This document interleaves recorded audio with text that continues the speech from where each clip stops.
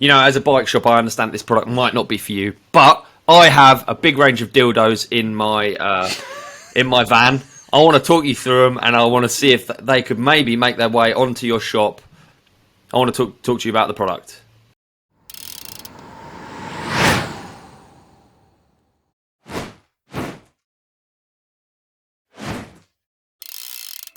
Mate, that's the dream. Here we go! Alright, ladies and gentlemen. Is it recording now? Yeah, you always do the intros. I want to do one for a change. Yeah, go on, you do it. Here we go, ladies and gentlemen. Welcome to the Ride Companion. We got Ben Z in studio with us for a change.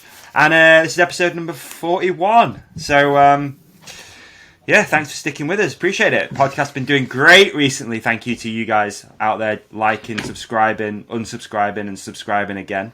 Davey, so please keep doing that. Do you have an announcement for us on our official standing? Like, I don't know if this seems Benny. I don't know if Benny knows this either, but I don't know if this sounds like really good or sounds really underwhelming as a fact. But we have an overall ranking within the world of sports podcasts. That's right. Oh yeah, we did indeed, dude. Yeah, we did, and I don't know how to find that again because I very rarely look at that. Can I get that number?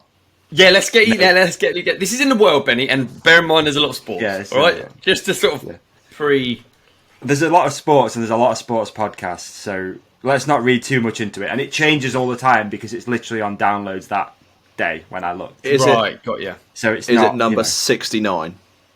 Oh, that would be really good. But unfortunately, you've just really fucked our news in more ways than one. Not only is it's not an exciting number, and it's way higher than that. But it was good though, wasn't it? That's good. It was 140. Yeah. Wait, 144. Huh? 144. We were sat just underneath a Manchester United podcast, a running podcast, and a boxing podcast. I know people must be thinking that don't ride. They must be like, what do they talk about on the Ride Companion? But like, what do they talk about on the running one? Surely there's not that much to talk about. Yeah, running's kind of one foot in front of the other, innit? Feels that way. Like a lot of those sports, those like sort of like PE sports, they seem to me like I don't know how I could focus on them. And I'm not ripping them. Anyone's passion is fucking cool. I don't care if it's ping pong or whatever. Yeah. But like, it seems to me like it would be really hard to maintain excitement. Do you think? Where do I sit on this? I enjoy a run every now and again, but would I talk about running on a podcast? Probably not. That's what I mean talking. I don't mean about participating. I mean about like getting hyped on it. You know, we've got fucking the newest bloody BB standard coming out that we can talk about. We got stuff daily. We got races. I guess they got races. Yeah, they got ultras and stuff like that. They got. I don't know, man. I don't know. I wonder what they do talk about. They do geek out. Do they? They do geek out a little bit on the running. What about? Thing, I think. I mean, I bet a lot of it's probably about equipment as well. Yeah. Believe it or not, I think it is. You know, shoes. I was having shoes. I was having this conversation the other day, right?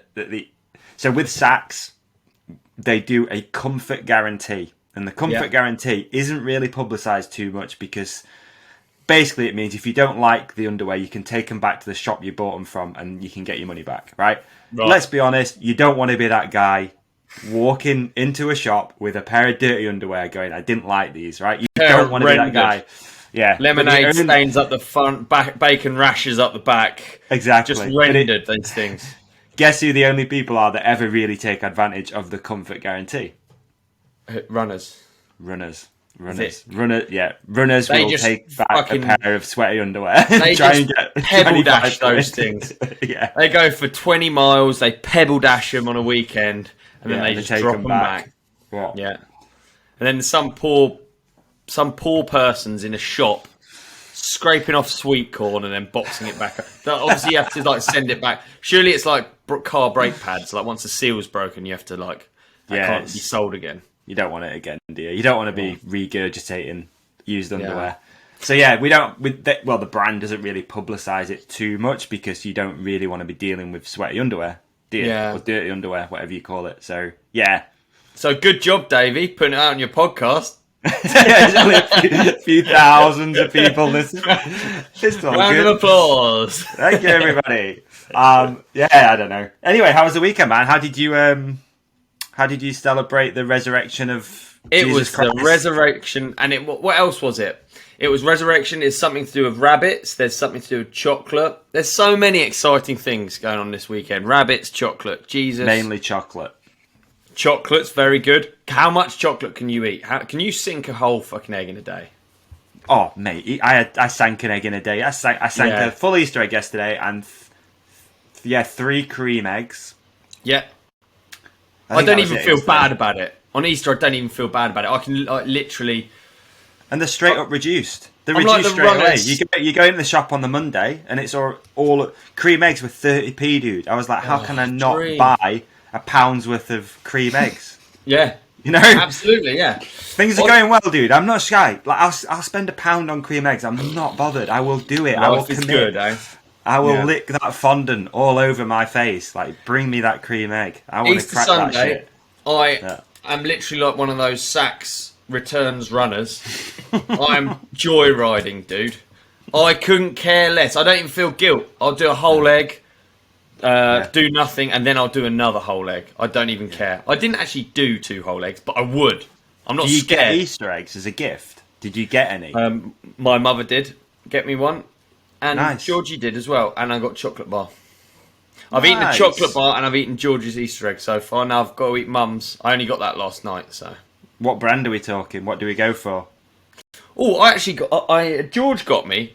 It was they're quite cute. They're like Tony's Chocolonely eggs in a mini like egg carton. Do you know what I mean?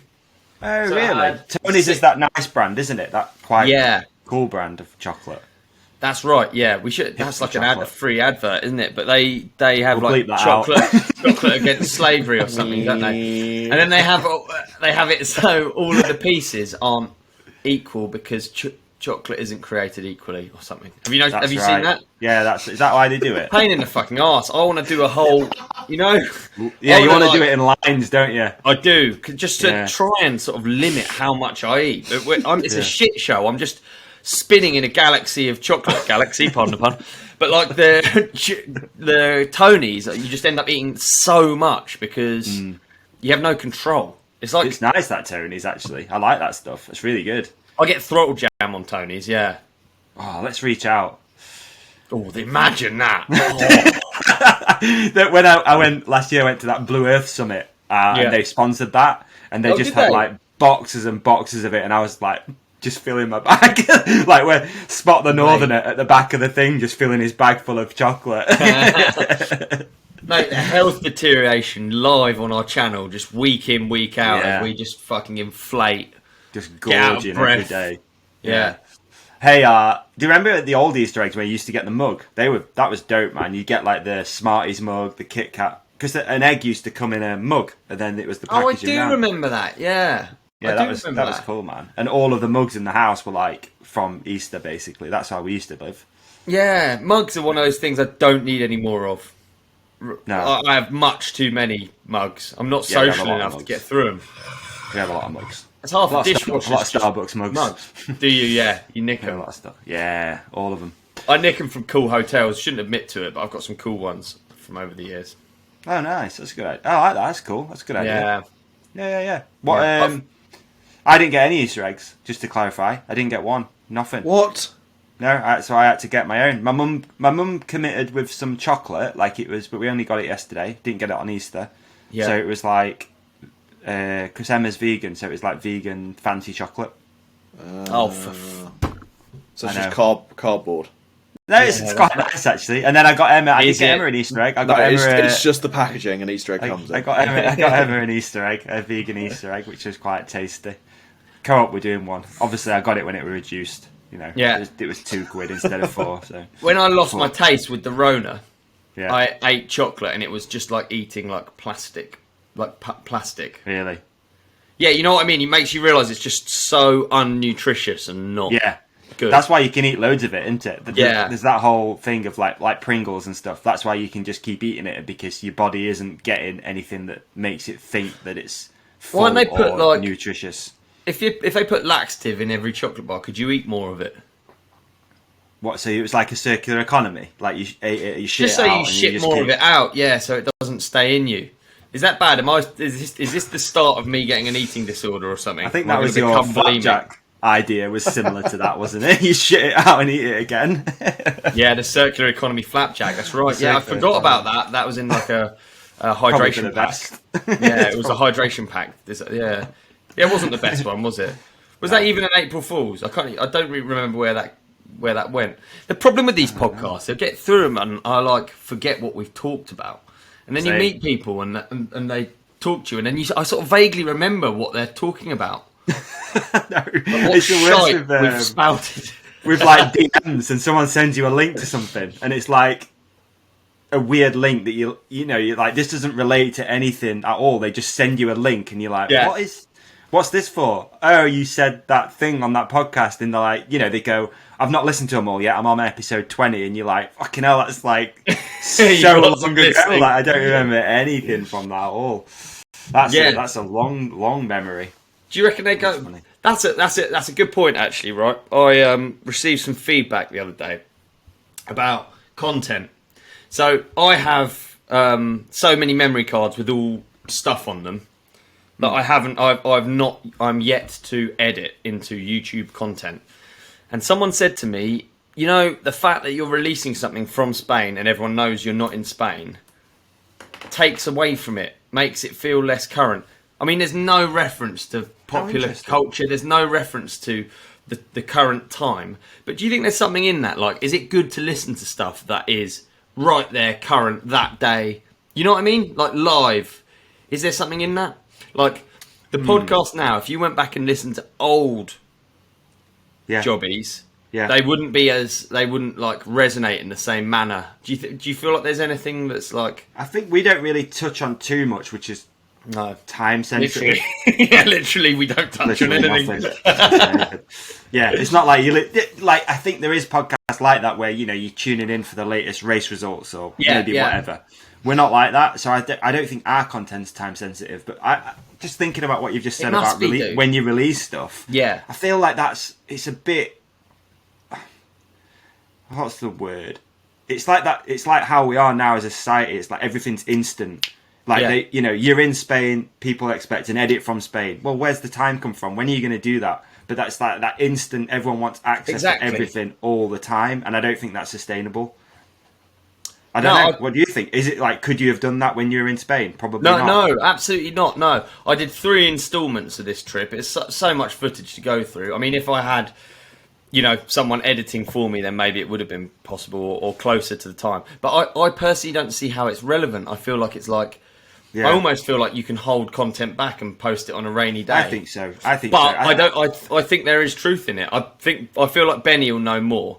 Because I think it's got to be quicker than instant. It's got to be quicker than instant. I feel like a week after. Again, I was listening to that Buttery Films podcast that he did with Jace at Gypsy Tales, and that was quite interesting because he was saying that every week they've got like 8 hours of footage to go through, and I was like, that's insane. Like, how much are you filming? Like, what? Yeah.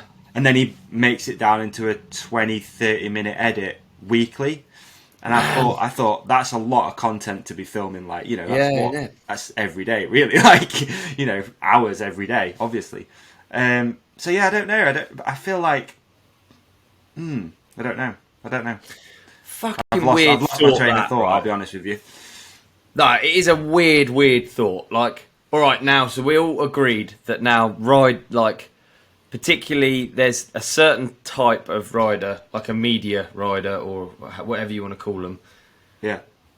That is now a thing that you do. Obviously, I'd do it. Yeah. If I was really to... Okay, for instance, imagine me and you, Benny. Yeah. We spent a whole week just together, like 9 to 5. So it's literally just like a 9 to 5 office job. So my job would be, this is completely unsustainable. All my hair would fall out, and I'd get giant rings under my eyes, and or probably my teeth would fall out because we'd probably eat too much chocolate. But imagine how much content you could pump out if you actually treated it like a 9 to 5. I think it would be unsustainable, but it's an interesting thought, isn't it?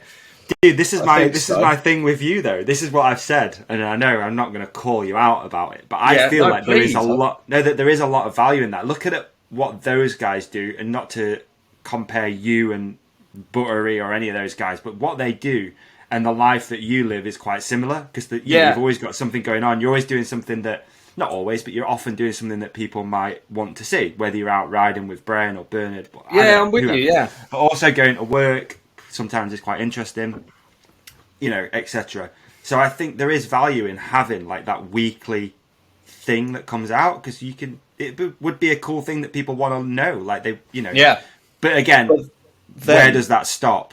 Like, where do you stop put out too much?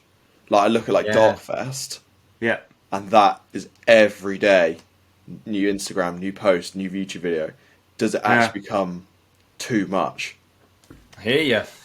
Dude, I don't know, but again, if you're looking at, we'll use Olly as an example here of like his life documented and released every Thursday as a vlog.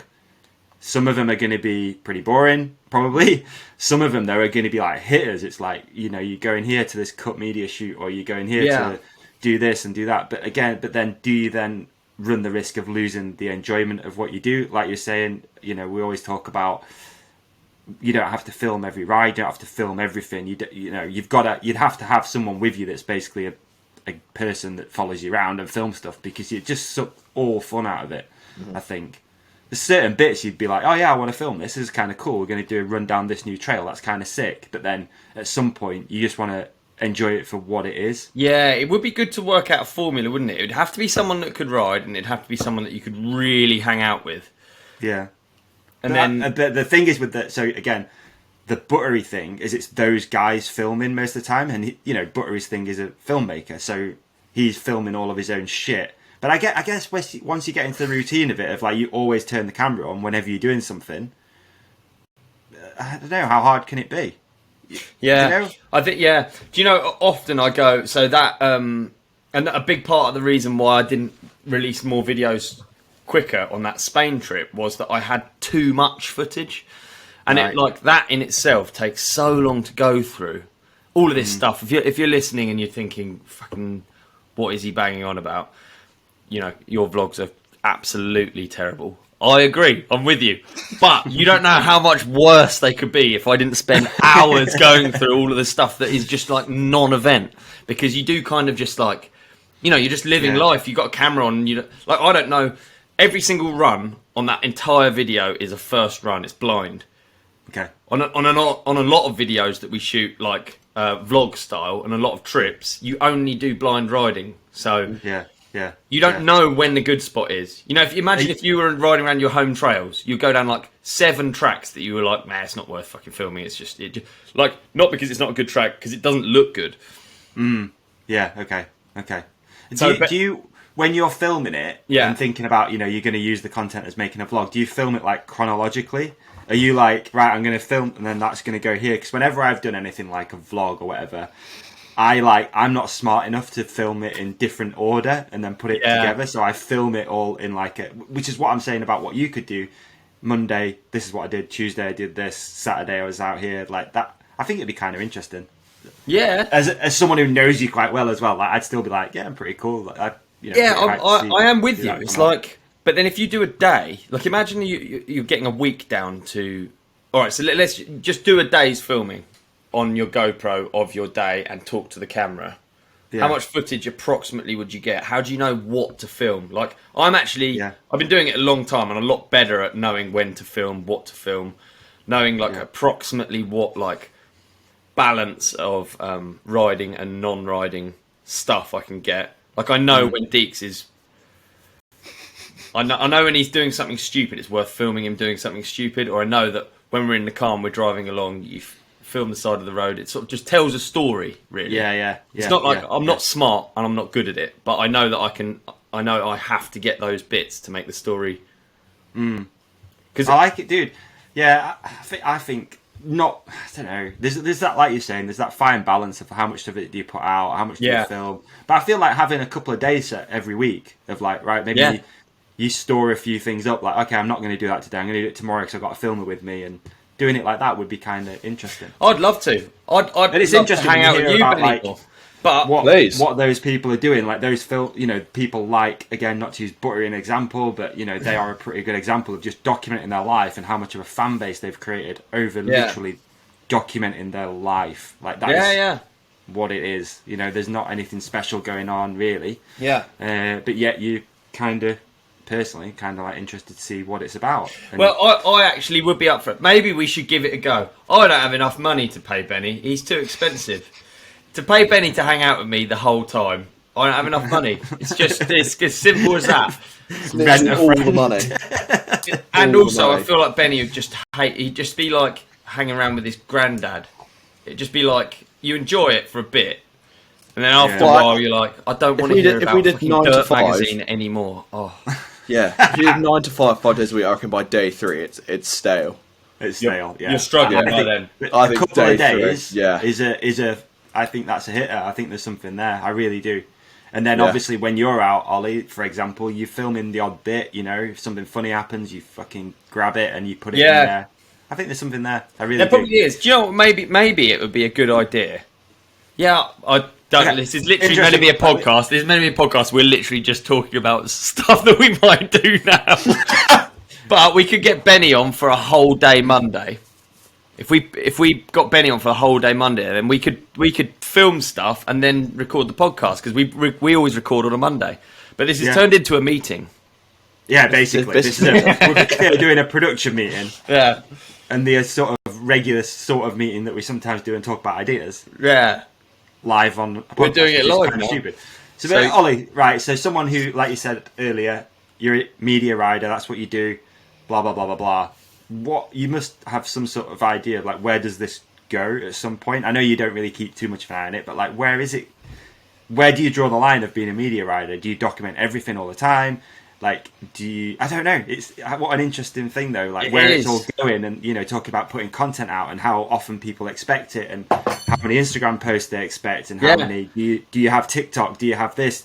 Like, where do you Olly draw the has line? TikTok. Olly's got a great TikTok. But you're right. I don't know where you do, and it is actually really interesting, right? I feel like I don't really want to share every element of my life because I just feel like my house will get broken into, and I don't want people to know everything about me. But equally, I spend 2 hours a week talking, so people do end up knowing who you are. They know exactly who both of you are. Really, you can't hide who you are, can you? So, like to a certain extent, you are sharing everything about yourself, and like, it's interesting seeing like different riders. It annoys me because you see riders like I've just been riding with Matt Rowe and Joel Anderson the other day as well.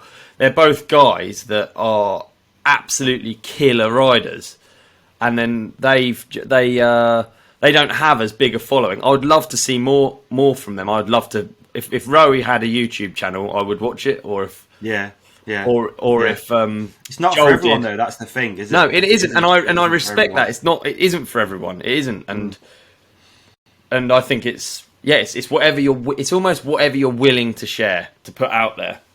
Yeah, and you in theory get rewarded for that in some way, but or not. Yeah, or it just flies under the radar, which is also there's often I didn't notice until the other day. Stank Dog, he's got a YouTube channel. I had no idea he even had one. Again, for me, he's got the finger on the pulse a little bit with the moto thing. Like I was like, I didn't even know he had a YouTube channel, and his video had been up for I think it had been up for like 18 hours or something, and it had like 500 views. It's like how fucking ridiculous is that? Like that's gone so far under the radar. A guy that's so popular in moto. Interesting. It's not an easy thing, man. The YouTube thing is not an easy. It's not an easy thing. Cam is the craziest example. And shout out to Cam McCall, because Cam McCall has had a legendary career. Cam McCall is like he is like a legend. He's like a Hall of Famer. I would almost consider him. I don't know whether I'm off on this, but to me, Cam McCall is like a mountain biking legend. Yeah. He's fucking smart. He's super charismatic, and I feel like he is the YouTube formula. I don't feel like anyway, he has a YouTube channel, right? He has a YouTube channel, but it doesn't have. it isn't pulling the numbers it should. In my eyes, he's an amazing commentator. He's completely relevant. He's an amazing rider, and he has a massive history. Like, why doesn't his YouTube channel? Just in theory, him and Pilgs would be even almost. They'd be quite similar because and he's in North America, a giant market. It's just like true. How interesting! It's interesting, dude. It doesn't make any sense, some of this stuff, but there'll be something. There'll be someone who understands YouTube could look at his channel and. Like that Mr. Beast, I guess, could look at his channel and go, "You're not doing that right. You're not doing that right." I honestly just think it's a frequency that you get. It's just this frequency. It feels a little bit like, I think the ones I watch, they feel a little bit homemade. They don't feel dialed. They're not like necessarily the highest production value, or if they are, they have it mixed with low production value. Like, that is the YouTube style, isn't it, almost? And I get, I'm riding Buttery's dick a little bit hard here, but like, that's what I like about that. Some of it's like really nicely shot with drones and stuff, and then the next shot is an iPhone. Yeah, and you're like, that's sick. Like, I kind of like that. I like that feel of it. It feels a bit more like ad hoc, a bit more like, oh shit, something's funny's happening. Yeah. And he was saying something really interesting as well about social media and how it feels that anything that's shot on and filmed on a iPhone or phone does way better, because there's something in that metadata that's like, they want to keep you on the app and on your phone. Because we've definitely noticed that with some of the stuff that I do with various other accounts. Like, when it's overproduced and almost edited and stuff like that, it doesn't do as well as. I feel like you're being sold something, maybe subconsciously. Yeah, maybe. But I feel like the app understands, like, no, this isn't what it's for. It's for, like, I mean, Instagram started as like phone photos, didn't it? You snap a photo, put it on, and then obviously they introduced videos and like blah blah blah blah blah. But it started as like just literally snapping stuff and posting it. And I always feel like that's kind of what you've got to always make it feel like, if you can. Not really overproduced, over-edited vibe. Yeah. How funny is that? It's just like a fucking application where you upload stuff. Really. It's not, and then it's gone in these waves of like where it changes. Yeah. It's crazy how many people. This is quite. So on Friday, Easter Friday, it's quite funny. Actually. Yeah, what did you get up to? Yeah, I want to hear Davey's Easter weekend. Well, this is just a quick story. So last episode, I was like, dude, whenever I'm sick, getting better, I always go and beast myself. Anyway, on Friday, I thought I'd test out these walking boots that my dad gave me. Yeah, nice. I saw that. And I decided to walk to a spot where I usually go wild swimming, where I usually ride to or drive to. And I've always wanted to walk there. Always, I've been like, I'd love to walk to this spot or run here or something, but it was a little bit far. Yeah. But on Friday, it was nice weather. Emma, my partner, she was working. She didn't get bank holidays off. She works for a slave driver, apparently. So I was like, right, I'm going to head out there. So I walked all the way up a spot called Barbrook. It was about 11.5 miles to get there. And the boots were good, man. The boots were good. I know people have been hitting me up asking for a review of the boots, but yeah, they were pretty good. No issues with walking boots. I've never had any walking boots, but yeah, no hip pain. Nice. Really, not towards the end. And anyway, got to Barbrook, took a packed lunch and blah, blah, blah, swimming, towel, all that sort of shit. Had a swim. And then, anyway, it was like, I decided not to take headphones or anything. I really wanted to just like be in the nature thing, like just be alone and just walk around and whatever. Yeah. So I was really like quite in a nice mental state, man. I was quite meditative and I was quite like in my zone and just thinking and walking along. And I was walking along this road and there's like loads of fields and a tractor. And there was an old boy in a tractor, typical farmer, like he got overalls on, beanie on, kind of pointed up, kind of like how you wear them, trendy people wear them. And I was like walking past and I was like, oh, that's nice. A man in his tractor, he's sat there, he's got his feet up on the thing, just looking at a field. I was like, that's fucking sick. And it really I was like, that's all he needs. He's just got his tractor and he's just sat there looking at his field that he's going to work on. And as I got closer and I walked past him, he was sat there with an iPad watching a film. And he is sick of it. He's seen that field that many times. Yeah. He's like, get me out of here. Because I was like, it was funny because I was doing that whole trying to get away from the phone. My phone was just in my bag. I had it on airplane mode. I was trying to get away from everyone. I was seeing the guy and I was like, he's like perfect. Look at him. He's just sat in a tractor, working the land. And he was sat there with an iPad. It's like, fuck. That is modern day living right there, isn't it? Even the farmer who looks like 70 years old sat there with an iPad in his tractor. I don't know. It tickled me anyway. But that's what I did on Friday. Honestly, dude, right? I've had one of the best weekends in the last couple of years. And I've not really done anything. Like, that's the coolest thing. I've not even been in the car. Everything I've done's been from home. So on the Friday, I did like the really long walk. Just beautiful, dude. Like, just being in the Peak District and walking around, like, in through farmers' fields and whatever. Saturday, what did I do on Saturday? We spent the day in the garden. We did loads of gardening, me and Emma. Just, tunes on, drinking nice drinks and just hanging out, doing the garden. Sunday, I went for a walk with the family in the morning. Did a little bit of a swim, bit of barefoot walking and stuff, which was really nice. Then I went riding just with the boys, which was really cool because it's very rare that I've got like a few pockets of people that ride around here that we don't really ever ride together. There's only 3 of us, but it was just fun. Like from the doorstep, we all live on the same road. Oh mate, so, wicked, yeah. From the How doorstep. Come you don't get riding more often with them if they live on the same road? So Will probably listen to this. So shout out Will. He's a bit of a fair weather rider, dude. Yeah, he's like fair enough. As soon as it's just doesn't ride when it's like that, and he's just got an e-bike as well, so he's like frothing for it at the moment. Oh, so he man, came I out respect that fair weather rider. I do actually. And Will's annoying because Will's like insanely good on a bike as well, like so good on a bike. So Will came out, and then Joe, who also lives on my road, Joe Mallow. A lot of people might know Mallow from racing 4-cross and stuff. He's got a bad back, so he just rarely wants to go far. He just wants to do little rides and stuff. So I ride with Joe more than most people. But just good to get us 3 together because we don't ever really ride together. It's always like one and then the other and then the other. Yeah. But just from the doorstep, dude, just out. Dream. We rode. There's like a place where they do motorcycle trails, and it's got like a creek, like river.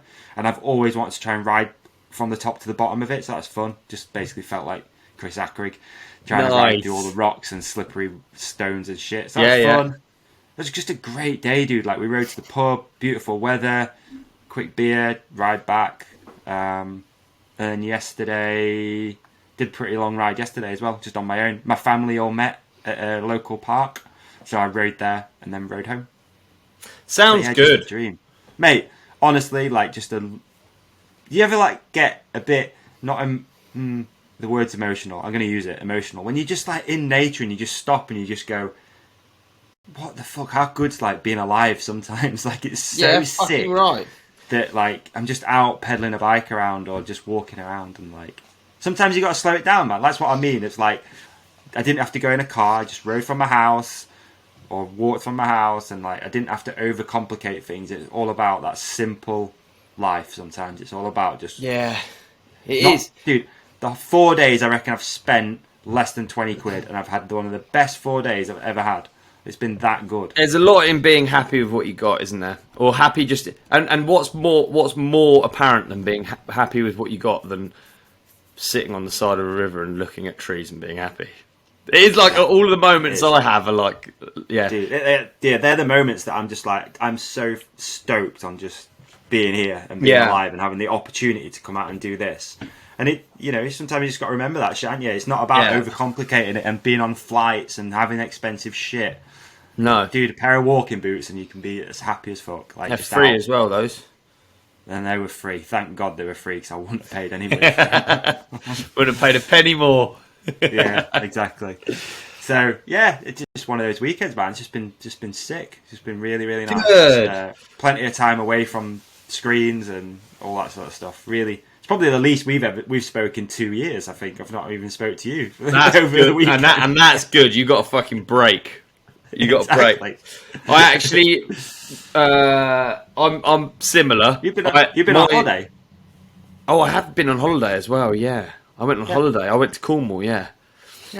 But do you know what I was going to say? You know those moments where you're like, it's largely really nice light, and it brings me on to my listening. Today, I was driving in my car through a load of trees, and the light was perfect. I'd ridden trails, and my hands hurt, and my feet hurt, and it's the outfield, Your Love, and it's very unlike most of my tracks. But it made me think, really? Yeah, but it made me think of it made me think how much music matters. Yeah. Like in like things like that, like you could be at the most perfect sunset on an amazing panorama, and if the Venga Boys are playing, job's fucked, innit?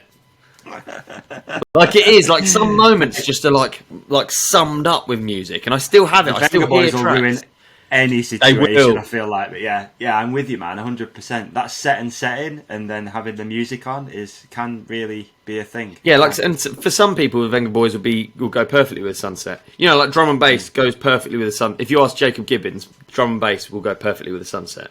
Right, like an Ibiza sort of chill vibe sort of thing. But whatever your music is, that it is like, it's weird. I was thinking about it the other day. It's like weird that it like accompanies a moment so well. Yeah, or it can do anyway. It can do, definitely. Yeah. And it's nice when you've got that ability, you know, you just, like you say, you jump in the car or something after something like a trails ride and you're like, I want that exact song on right now. And like, that's gonna fit the vibe perfectly. Yeah, you're right, man, you're right. But also at the same time, silence is sometimes the best thing for me. I just like, I'm with you as well. I just want to be out where there's nothing. I just want to hear birds. Yeah. Like, I'm stoked with that. But yeah, that's good. The outfield. Your love, I'm going to crank it on. I'll put it in the playlist. And I get quite a lot of messages about that. Just a quick one. There is a playlist. Just go on Spotify, search the Ride Companion. I think it's called the Ride Companion playlist, and it's basically just all the music that we like. It's going to end up massive, isn't it? Weekly, we've got 2 tracks weekly. It's going to end up really big. Yeah. It's quite good. That it is good. It is good. Good. So, good. Half of it's Meatloaf, but now that he's passed away, hopefully that'll.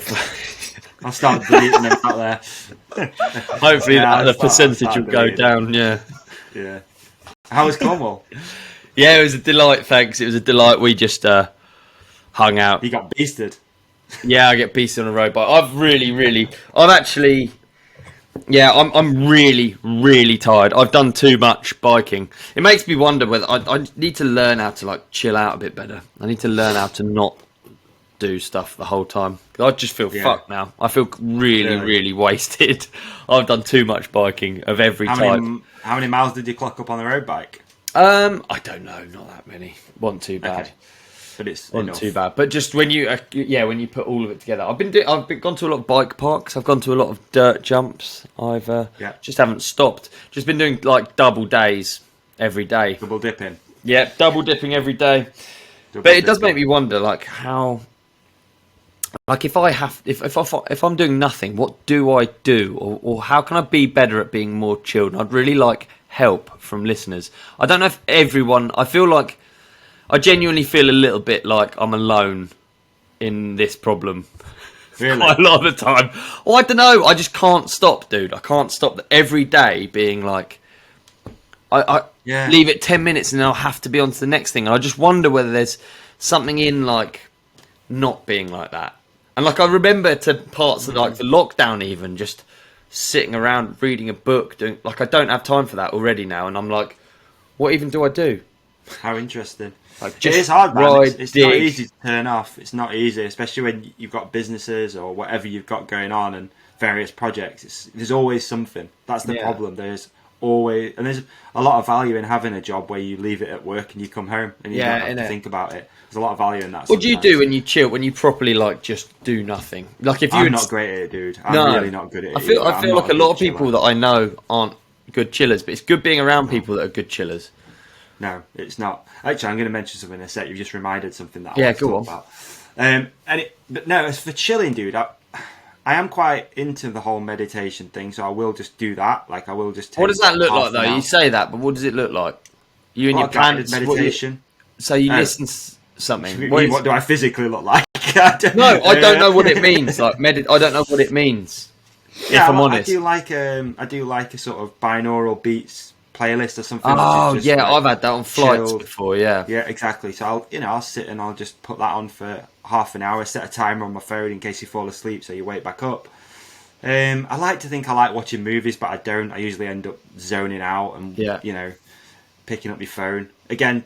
Trying to get away from that's pretty big at the moment for me. I'm really, really trying my best to get away from the phone. Yeah, I always am. But yeah, to chill out, man, I'm not good at. I'm like an active chiller. For me to chill, it is like a walk or Same, exactly the same. Slow pedal, like that's. I'm just gonna go chill. I'm gonna get on my bike, and you'd be like, "What?" But it's like, no, that's kind of like how I wind down. Is to do something. Yoga, man. I just need to be you're better not a yoga at it. guy, are you? I know George is a bit of. Yeah, she's well into yoga. Yeah, no, I'm not a yoga guy. But again, that's like active chilling, you know?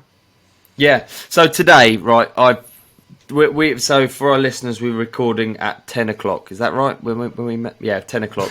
Yeah. So I wake up at 6:15, and then I fix bikes. Then I did some design work.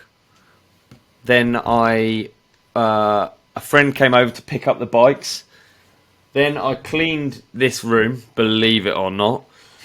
Then I went for a walk, and now I'm doing this, and this won't stop. That's what I mean. This won't. I know that is just life. That is just life. But like, what can you do? People make it stop. You know, like when I hear someone say, "Oh yeah, we just chilled on Sunday," I always want to know what that actually means, because I think of this is like I'm not saying I'm extraordinary by any means. This is probably what everyone does. But I just wonder sometimes, like, if there's like a way of actually, because what you're saying is the same as what I do. You know, you're going for a walk, then you're putting on those binaural. You know, it's just like thing to thing. A lot, you know, I've got various friends who, when they say, "Oh, I've just chilled," it means like watching TV, and that to me is just not enjoyable, really. Like, I know what you mean. You know, it's nice to have that time sometimes, so you have the option of like, I'm just going to sit and watch a show on Netflix, or I'm just gonna, you know, whatever. But at the same time, dude, there's no better feeling than getting to the end of the day, and I love those days where it feels like it's been a way longer day than it has, and that's basically what my whole weekend's been. It's because I've been doing so much stuff. You know, Saturday and Sunday were like that. You get to like 7 o'clock at night, and you're like, "Fuck, it feels like 11," but it's only 7. We've still got 3 more hours to like do stuff, and just what, you know. But I don't really know what chilling out looks like. I'm not good at it myself, man. I feel like everyone that I hang out with is exactly the same as well. And then even films, I look at how I watch films. It's so intense. I'm in the film if I watch a film. I'm not like getting distracted. I'm in it. I'm one of the characters. I'm imagining what life's like as one of the characters, or I'm like, shit. And if I'm not, I'm out. I'm not interested. I don't want to even have it on if I'm not paying attention to it. Like, I just wish I was like less full on. I think of it as like the difference between like a border collie and a Great Dane. Like, I look at Ruby, our Great Dane. She's not got a problem with chilling. She's cool with it. She's absolutely fine. Okay. And then a border collie's just with a fucking tennis ball the whole time, just like thinking about what's next. Yeah. Benny, can you chill? How do the Ute them chill? I watch stuff. I love sitting and watching things. Do you? Okay, like YouTube or films. Yeah. YouTube or films. Okay, yeah. Absolutely. Okay. And there's no other form of chilling, fire pit chilling, something like that. That'd do me good, actually, having fire pit, having friends over. Yeah, fire pit, the classic like evening alcohol, stuff. Dude. Probably alcohol is a way that people chill, or smoking weed. Like, I don't do those things, but maybe they're like. I think a lot of people do that as well, or like go to the pub. Pub's a classic one. Go to the pub on a Friday evening. See, that to me, it's not chill, because it's that's not chill for me either. No, it's conversational. Yeah, and really. So I find that really relaxing. Really? Yeah. So you're good at it, Benny. You're good at it. A lot of shite. No, but you are good at it. It's nice. It's good to be able to do it, I think. Yeah. I think you're good at it, Davey. When I think you're. I'm alright at it. Yeah, I think I've learned over the years you've got to like turn your brain off a little bit, because otherwise it's just exhausting. You've got to be able to just go like, take a breath. And I feel like when you take that day or whatever away from everything, away from your phone, away from, you go out in nature, maybe sit in a field or something, you're so much more productive after. Yeah. And also the stuff that for me like comes up as far as like creative stuff, it's cool just to have, I don't know, a notepad or even a phone actually, just to write stuff down and be like, yeah, this is a good idea, like I'll go with that. I feel like I remember I used to be able to do it when I was younger. I was thinking even back to... it's because you're getting older, you just... Maybe, out of time, man. You've got to just stack it in there. Can't sit down because you've got piles. It's like that. I was on the beach the other day. There's like a secret beach. It's so sick. You have to lower yourself down a cliff on a rope. Get to the secret beach. I got... there's no one there. Just me and George on this secret beach. Got nothing to do. I've got my book, and then I end up reading the fucking book all intense. Then I get completely immersed in the book. You know, what I just want to like. What are you reading? I'm interested what you read. Because I'm reading one and about. I thought that's interesting. I didn't know you read much. Yeah, I do actually read a fair bit. Normally, it's way too heavy going, the books that I read. So then I have to take a break afterwards. But this one's about 9/11. It's about all of the different people. It's quite overwhelming. This book. It goes into great detail about every single person, basically, that were on those flights, and it goes about their stories and the build-up, including the terrorists. God, it's a bit dark, isn't it? I always tend to read those kind of books, like philosophical ones that are really heavy going, hard work, you know, or fact-based ones. I never really read. I have done in the past. It's mint when you read one of those like Jackie Collins novels, and they talk about he plunges his swollen member into my. It's really good, yeah. Like the slightly like romance ones. They have the sex scenes. I always find it hilarious. Just that some old deer's written it. Twig now that there's a band called Swollen Members. Yeah, and that's what it is. Yeah, it is. Never even thought about that. Yeah. How interesting.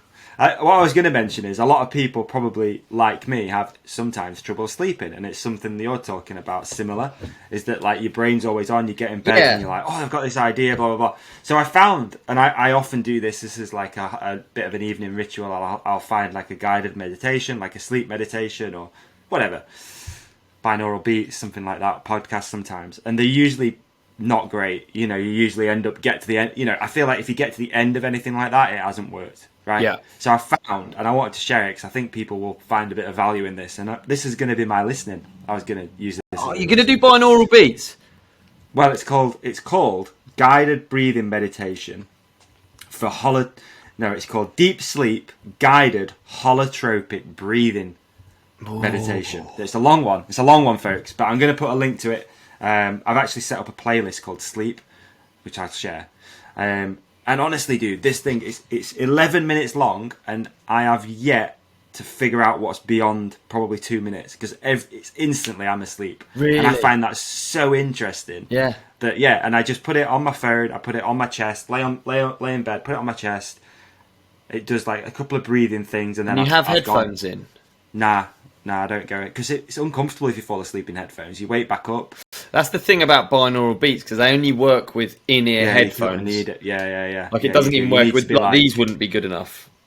Nah, you've got to have like proper noise cancelling ones. But with this, I've just literally put it on my chest, lay in bed, press play, and then I have no recollection of what's past 2 minutes. Honestly, it's worked. I've done it for probably 7 days every night, and I've slept so good. Fuck so, yeah! I want to share that because I bet people do have like issues sleeping. So it's if you want to find it, right? Let me slow this down.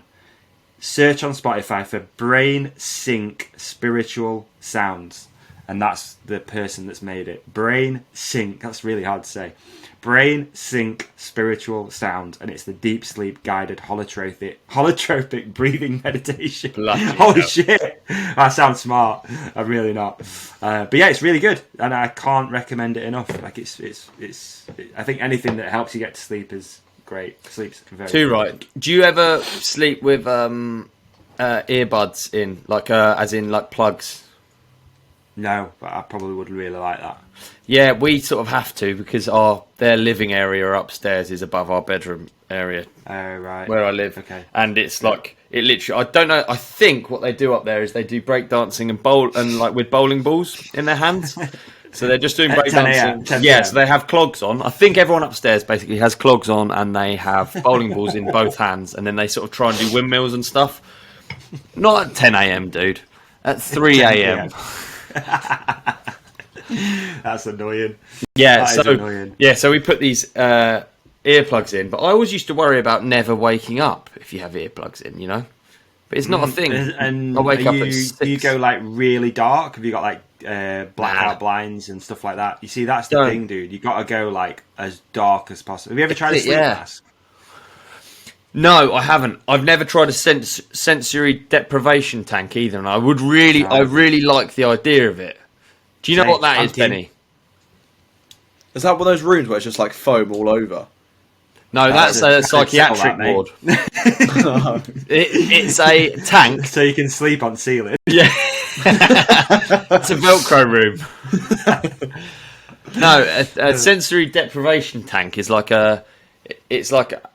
there's zero sound gets into it, and you're in a saltwater solution, so you float, and the water, the solution, is at body temperature. So there's no sound, and no light, and you're not touching anything. You're floating in a tank. And apparently it's a pretty crazy experience. They've got one in London. I've never tried it. I've always meant to. I'll go. When do you want to go? Let's go. Please, let's go. I'm well keen, 100%. Like, I'm well in. I'd love to try it. It'd be interesting, but the weird thing is, I feel like it's something that if you had it at your house, you could do it and be fully sensory deprived. But if you're going to London, you're all hyped up, you're going on the train, you go in this place. It's just, could you make it the experience that you're trying to get? You know what I mean? And also, when you exchange like money for it, and also an expectation is what. Yeah, exactly. That's almost what it's not about, isn't it? It's like you going swimming, you walking 11 miles, going swimming and walking back 11 miles is only good because there's no expectation, there's no pressure, there's no money involved. If that was outdoor swimming experience on Red Letter Day or on Airbnb.com, Airbnb experiences, and you'd exchange 50 quid. And the bloke's there, he's like, all right, guys, this is the pool, mine there's the deep end. It just wouldn't be the same shit, would it? Like, you just can't put your finger on it. And I think that about sensory deprivation tanks. I feel like it's probably a really good answer, one that you could have in your loft. It's quite expensive. Yeah, they are expensive. How much is it? They're expensive. Introductory package, 3 1-hour float sessions is 90 quid. 3 1-hour float sessions. Yeah, or from then on, it's like 55 quid per single float. Wow, maybe that's the hustle. Getting one of those set up in Surrey Hills, man. I think you've got the people around there that had come to do it. Yeah, you would, dude. But imagine, dude, draining all the jellyfish out of that thing. There's no way that some middle-aged bloke's gonna sit in there from London, a banker, and not have a wank. He's gonna, isn't he? Yeah. There's no way he's not. There's it. Yeah, he's finally got some peace and quiet from the office, from the wife. It's the only way. It's basically a wank tank. He's in his safe space. It's me time. It's an expensive one, isn't it? I'm keen for it though. I am. I have wanted to do that for a long time. I have wanted to go and try it. So let's figure it out. Let's do that. Would be funny, wouldn't it? I'd be well keen to go. Yeah, go for a bike ride. Go ride street or something in London. Benny, where's the nearest one? Where's the nearest one to either of us? Nearest one, the one I'm looking at is in London near Vauxhall, I think. You see, that's the thing. It's 90 quid for 3 hours, but the train's 250 quid. Yeah. So it's an expensive, Pressure is mounting. You're lying down in there naked, just thinking, fucking hell. Yeah, you're thinking, I'm 400 quid deep here, You feel like drowning yourself in it. You go in face down. Yeah. They're only in London, are they? From the ones I found around us, yeah. What about just in the UK? UK sensory. Let's have a look. UK. I'll tell you what, Ollie, I've done a few times, and it's kind of creepy, but really nice, is doing it on your own in a bath at home. So wanking? No, not that. There's a few around the UK. There's a few of them. Oh, yeah. You can do, in the bath, man, you can do some relatively deep water, which is warm, and then you can turn all the lights off, and you can put some nice music on, and I vibe with that quite often, to be honest. And have a wank, yeah. Yeah, exactly. Nice. Hold up. Sometimes I use the opposite hand. Boy, hey. No. Hold up, there's one in Fleet. Oh, fuck, yeah, so there is. 7th Heaven float room, that's near us. That's near me, anyway. The nearest one for you is called Time to Float, and it's in Stafford. To me? Yeah. Dude, that's miles away. Yeah, I know, it's the nearest one, dude, yeah. Oh, really? Yeah, they don't do float tanks up north, man. Come on, let's be real. They don't, do they? They're not interested. No. Dude, it's dark down pit. Get back down there. It's silent and it's dark. It's what... Floating. Get down pit. It's bloody freezing. Get down pit. Dark I found one here. Refresh mind, body, soul. I mean, this is interesting. I wonder if they're good businesses. They could make good money. I think so, especially if it's been spoken about on like massive podcasts like this. Yeah. But also Joe Rogan. Because Rogan's he's got one, hasn't he? Dude, and anything that guy talks about, can you imagine how much jiu-jitsu and stuff blown up since he started going on about it, and hunting? Poor animals, man. Right, there's one in Farnham. Is there? Wow. There's just been one in Fleet. I reckon the owner drives around a Lambo. He makes fat wedge. Yeah. Interesting. There you go. Sensory deprivation. I'd love to hear if anyone else has done it. If you had any experience with it, like leave us a comment on YouTube or shoot into the DMs and tell us about your sensory deprivation experiences. I think it's more of an American thing, man. I feel like is it? I think so. I'd say so. I thought it was a hippy dippy thing. Yeah. Imagine doing like some sort of psychedelics, and I think that's the move, isn't it? That you get comfortable with it and then you drop maybe some mushrooms or acid or something like that and get in there. That sounds terrifying. Could be amazing though, dude. Imagine what your brain does when you not even on anything. I think just no sensors. Like, what does your brain do? Yeah, I really want to know now. Like, what does it do? I'm quite happy by myself, really, thinking about things. A lot of the time, I don't feel too bad. No, but I get like really different like that, aren't they? Like, some people are really into having people around the whole time, whereas I'm an only child, so I'm like happy on my own. Oh yeah. Yeah. It's probably why I spend a lot of time on my own. Like, even the other day, like walking up to the swimming spot and just sitting at the side of the water on my own, I was just like, this is bliss. This is so I'm with you. It doesn't bother me. Like, going on a walk on my own, I like it. It's good for you, I think. George is the same. Road riding around all over the place on your own. Yeah, I think so. I think it's good for you. Yeah, it's really, really good for you. What else we got going on? I'm just thinking. I thought I had some. I've done really badly with preparation because I have actually had a really manic weekend. Oh, I did I think I did like the B1K. Oh, I didn't go to Tidworth. I should have gone to Tidworth, but I did all of the different B1 bike parks. Basically. Oh, really? Well, in a weekend? I went to Windhill, I went to Rogate, and I went to S4P. And the other one's Tidworth? And the other one's Tidworth. Deeks went to Tidworth. Where are they situated? They're all south. Are they? Yeah. When we were looking at going to Windhill, that's like 2 hours from you. Is that right? Yeah, that's right. Yeah, that was really cool. It's always fun there. They've got a new trail there. It's called. Okay. I can't remember what it's called, but it's really, really good. It's like a trail designed to rip the back end off your bike. Like, the compressions in the turns, insane. Really? Like, I could ride that honestly all day. I think because I'd previously ridden it on an Ebe. And with an Ebe, you've got all that extra like weight and momentum trying to rip the back end off the bike. You literally feel like you're going to snap everything. It's like the G's are like unsustainable. Have you seen any videos of the track? I'm not seeing it. I mean, this is a tiny hill. To anyone who's listening that lives in like a proper mountain, it's ridiculous what I'm talking about. I'm talking about like a 40-second track.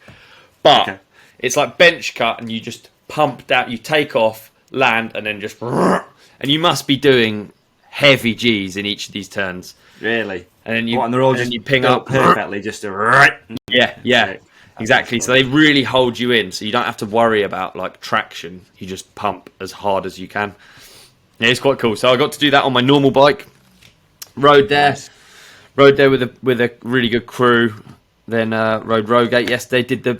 There was a big crowd around the Kerr Wad, so I did the Kerr Wad. I've seen that. Yeah. You did it, yeah. Is that your first time over it? No, I've done it quite a few times before. Yeah.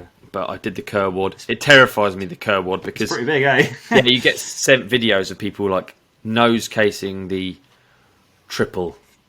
You know, not even making the quad. Like casing the triple, and it's not possible to triple it. It's scary, man. That's like maximum speed. But see, this is what I was talking about with downhill track. There needs to be something like that on a downhill track. Yeah. Something that's just a big old... That would be cool, double, wouldn't it? Quad, triple, whatever it is. It's hard to manufacture those. Yeah, totally. Like, every time I do that thing, I think actually how gnarly it is. Not to blow his trumpet too much. It doesn't need to be blown. But for Bernard to do it for the first time, you can't take anything. That is really gnarly. Think how much it changes when someone's already done it. Anyone who's done like a gap for the first time is really gnarly. Yeah, that's a big old thing, that is, dude. Yeah, it is a big old jump. And the speed that you need coming into it as well is kind of, it's not just, it's a big pull, it's like you need the speed to get over the whole thing as well. It's quite a long and low, isn't it, as well? Yeah, there's like, so to anyone listening, it's like basically it's like an on-off that you jump. Normally you jump on and then you jump off. So is it called a dragon's back? I thought it was a whale tail. A whale tail, maybe, yeah. Maybe. But yeah, so know. you can jump just the whole on thing. Off. Yeah, and it's been named the Kerr Wad. If, you know, I never know if anyone knows what the fuck we're talking about half the time, you know? I feel like people are pretty tuned in. Yeah, realistically. Yeah. Have you been checking out any of the Darkfest stuff? Yes. That's been really good, hasn't it? That has been really good. Yeah. The chicks have done really well. Chicks, that's so... Oh, rewind. Yeah, we call them women. Olly. We call them women. Oh, Olly. Yeah, but so cool to see. And the jumps are just dialed now. Like... It looks insane. I feel like people are just doing like top to bottom runs all the time. Is Adult Silver's right? Like body varial thing? Yeah, what like off the chain, wild, incredible. Yeah, just awesome to see the content coming out of there. I know there's been that whole debate about content and stuff, but for me, and I've been kind of tuned out over the weekend, to be honest with you, and not really keeping tracks on it too much. Yeah. But it is good that every time you jump on the gram or something, someone's posting something from that event that's there, or even not there, and they're just sharing it because it's just insane what's going on. Yeah. And also, I thought it was funny because Benny and I were talking last week, and he was like, "Oh, I don't know if I can get the podcast done like quick because I think I'm going to South Africa," and I was like, "Fuck, no way! Like that's insane." And then he's like, "No, I'm not going now. It's too difficult to get there." And then the next photo I see on Instagram is Bren sat on a plane. I was like that life is just wild. It's kind of unique, isn't it? It's kind of unique to just be one day you're not going, the next day you're on the way to South Africa, somewhere that, you know, I don't know. Are you like numb to it now, Ollie? Because obviously you're around that shit all the time, but it's kind of, I know it's his job. It's completely ridiculous. I remember thinking it's completely ridiculous, but yeah, I'm a bit numb to it now as well because it's just like you just.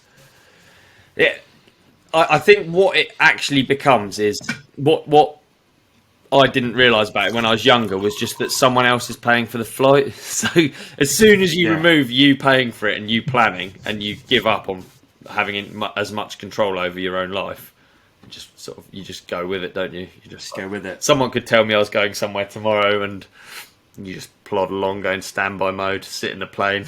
And then you're there. I know what you mean, though. Cool. I know what you mean. Yeah, it's interesting to see. It's just like, I'm going, and it's like, something that it's just mental. When you think about it, it is that hit like easy, the biggest jumps in the world, like without much, not preparation, because obviously he's tuned in, he knows what's going on with that stuff. But you know, something that I guess as an athlete you'd think you like prep for, you get ready for, you do bike setup for. Yeah. One day he's going, not going, then the next day he's there. It's just like. What? There are levels to it though, like what people are like willing to get. It's just what you're willing to just put yourself through, I guess. Like Bernard's insane. Bernard will do ridiculous journeys. Right. Like if someone told you to go to Whistler for like 2 days. Yeah. You know, that would just be because you're paying for it, you'd be like, there's absolutely no point. And then when you're not paying for it, like if you could go to Australia for a day, would you do it?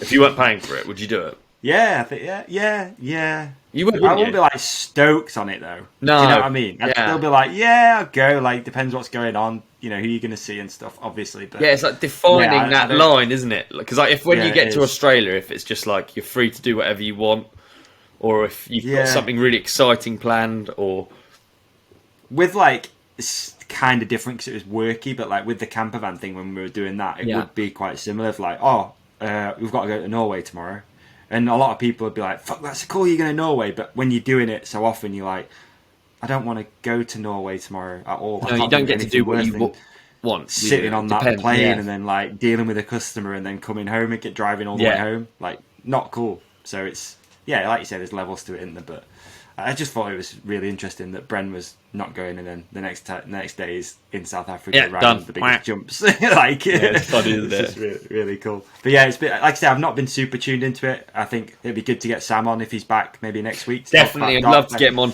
It was, it was my bad. We actually nearly had him and Vero and Hodgie on, and I couldn't make the time, so I didn't even bring it up with you because I couldn't make the time, which is very silly of me. It'd be good to get Sam on to talk about it and how it's evolving and stuff like that for sure. That would be really interesting, I think, because that event is pushing Freeride, isn't it? That's the one that's one of the ones that's really pushing that whole scene. Absolutely, and I was actually thinking about it when I was away. I was thinking like once, like the knowledge, like that line runs really well.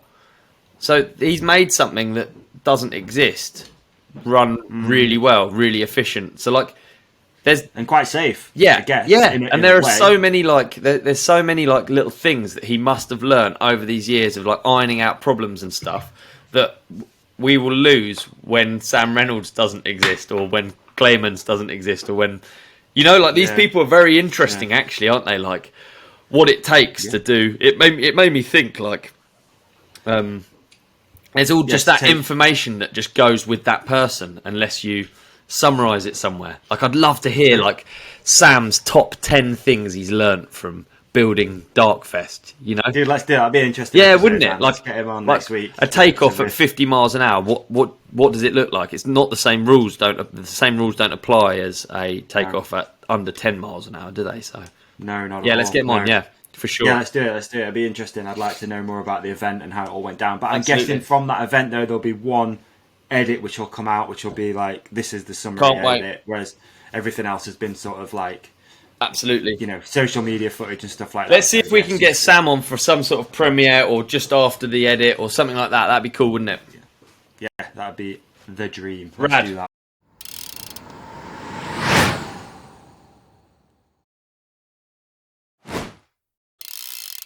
Davey, as always, Olly, in this section of the show, I have a question for you.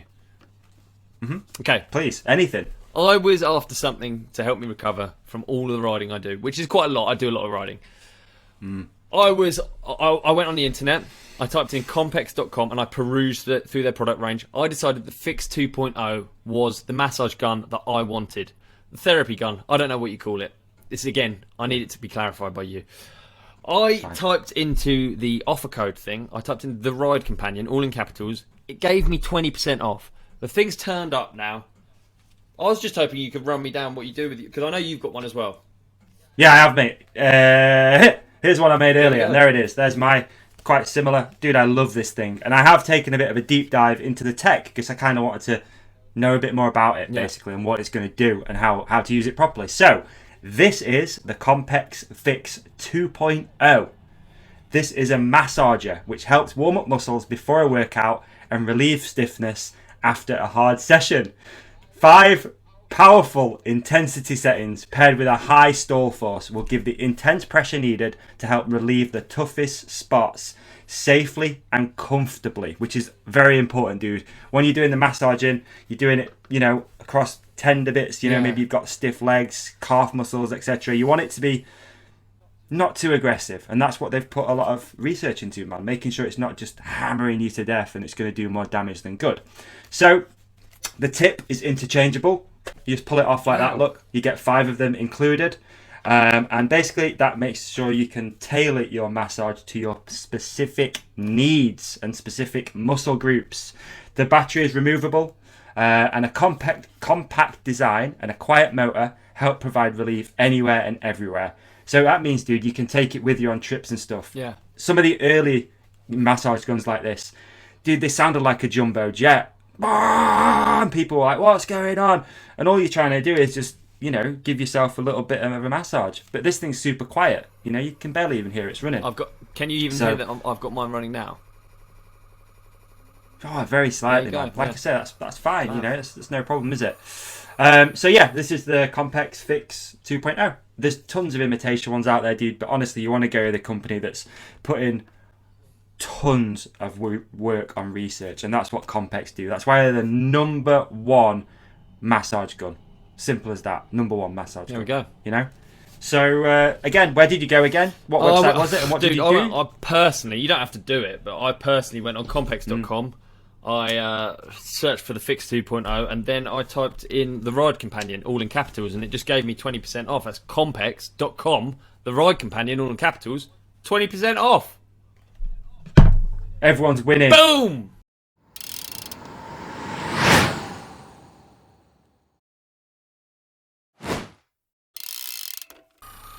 Ooh, that does feel good, doesn't it?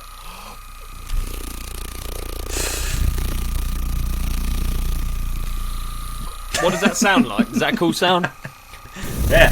Can you do it in the sound like a background? helicopter? Does actually. That does actually. That is a helicopter sound. How are you doing it? Are you blowing out at the same time? Blowing, yeah. Yeah, it does. Sounds well helly. That's got to hurt. Compact 2.0 massage gun. Yes. Yeah. Can sound like a robot. Welcome. This is the Compex 2.0.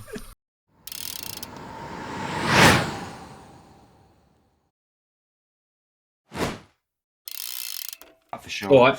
Hey, I've got a lunch and learn for you, dude. And this is an unfair one because it's a listener suggestion.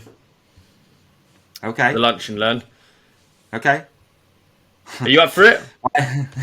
Yeah, I think so. Yeah, I think I'm ready to learn something, man. I feel like I'm not smart enough. So whenever we can do this, let me just get a timer ready, and we can rip this thing and we can learn something, probably. I think it's a good one. Primeval sent me this one. Okay, I'm gonna go for in 3, 2, 1. Then yeah. 3. I think I know what it is. 2. Do you know what it is? I think so. Doesn't matter. Oh. Okay, go. Let's go. In 3, 2, 1. Let's learn. How does Tide work?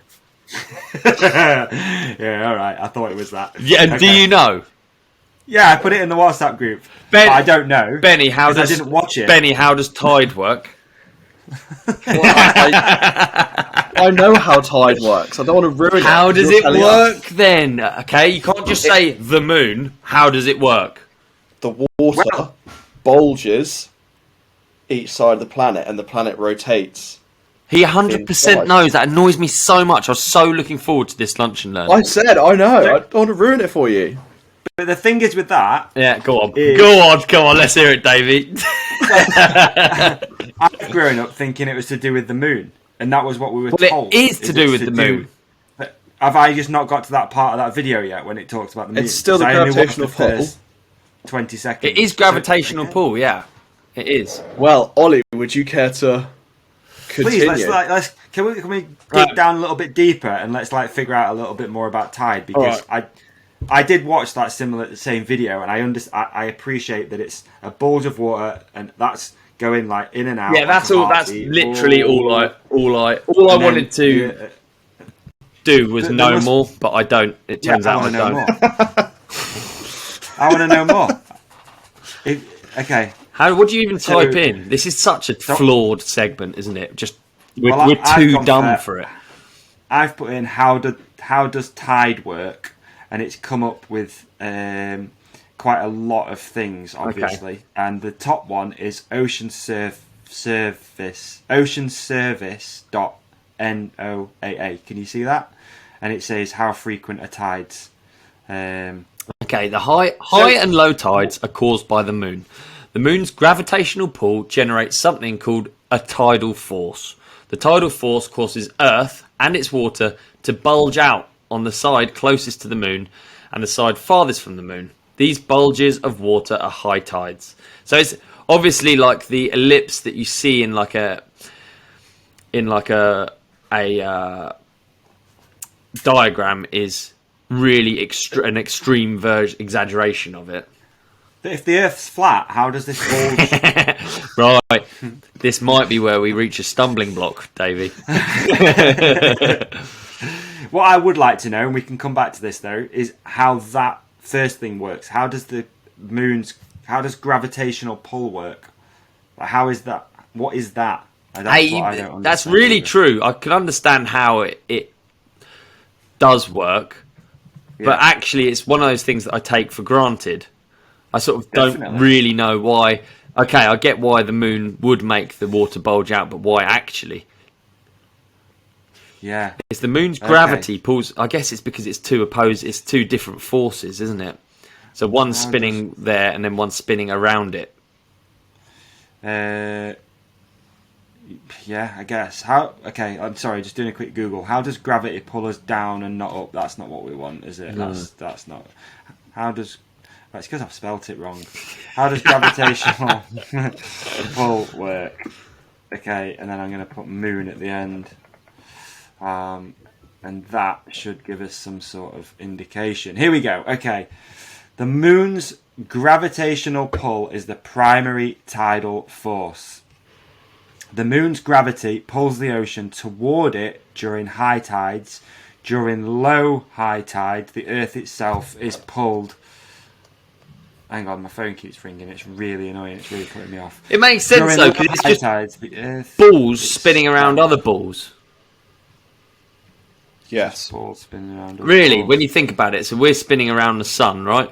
Yes. Yeah. And the moon's spinning around us. Yep.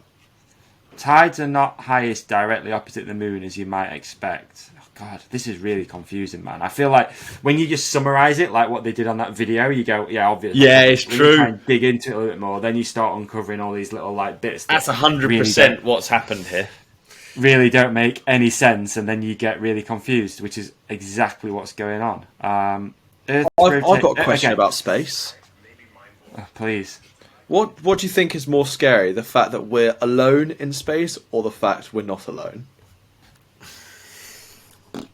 It's sort of a little bit too big to comprehend, and definitely something in 10 minutes that... I think the fact that we're not alone is more scary to me. But I don't think we're not. I don't think we're alone. I don't think we're alone. I think the fact we could be alone is more scary. Yeah, it definitely is. Yeah, but just like how sad it'd be to find out that we're not alone, but the other things are just sort of like algae. You know, squid things. Because you instantly jump with aliens. You instantly jump to like beings way beyond us, don't you? Yeah. Yeah. Where they actually could just be little squid things. Little like squid things, yeah. Floating about. Like jellyfish. Yeah. Imagine it's like us minus 3,000 years. So it's just these horrible, tortury, evil, tribal, racist, sexist. Yeah. But then they won't have spaceships. Yeah, it's a weird thought, isn't it? Like, because we're not nice in the past, are we? You look back in time and you're like, ugh, goodness. No, don't have e-bikes. What? Okay, I'm just going to go back to this because we've not really figured out how tide works yet. I don't think. So I've just read this. So Earth rotation and the gravitational pull of the sun and moon create tides on our planet. Yeah. Because the sun is so much larger than the moon, 27 million times more massive. Wait, because the sun is so much larger than the moon, 27 million times bigger. I had no idea that's what it was. It has a much bigger gravitational pull on Earth. The sun's extreme mass and therefore gravitational pull is why Earth and the other planets and celestial bodies in the solar system orbit the star. This is so confusing. Oh my god. So I actually understand tide, and I feel like I understand I understand tide. Please explain it. Well enough, and the forces. What I don't understand is why the moon wouldn't be like, fuck this, the gravitational pull of Earth is nothing compared to the gravitational pull of the sun. Why doesn't the moon ever bail out and just start bombing around the sun instead? And I appreciate this is a very simplistic way of looking at all things. You mean like if it almost like just went out a little bit from... We're spinning around... It just like fucked off like a... Yeah. Like one of those penny footballs. What is it that stops? Because all we're talking about is forces. So what is it that stops? Okay, all we're talking about is forces. What is it that stops the moon from... Why is the moon spinning around us and not the sun? I know the moon is also spinning around the sun, but why isn't it primarily just on its own orbit around the sun like every other planet? Why does it also spin around ours? Okay, so the moon keeps the same face pointing towards the Earth because its rate of spin is tidally locked so that it is synchronized with its rate of revolution. Oh my days.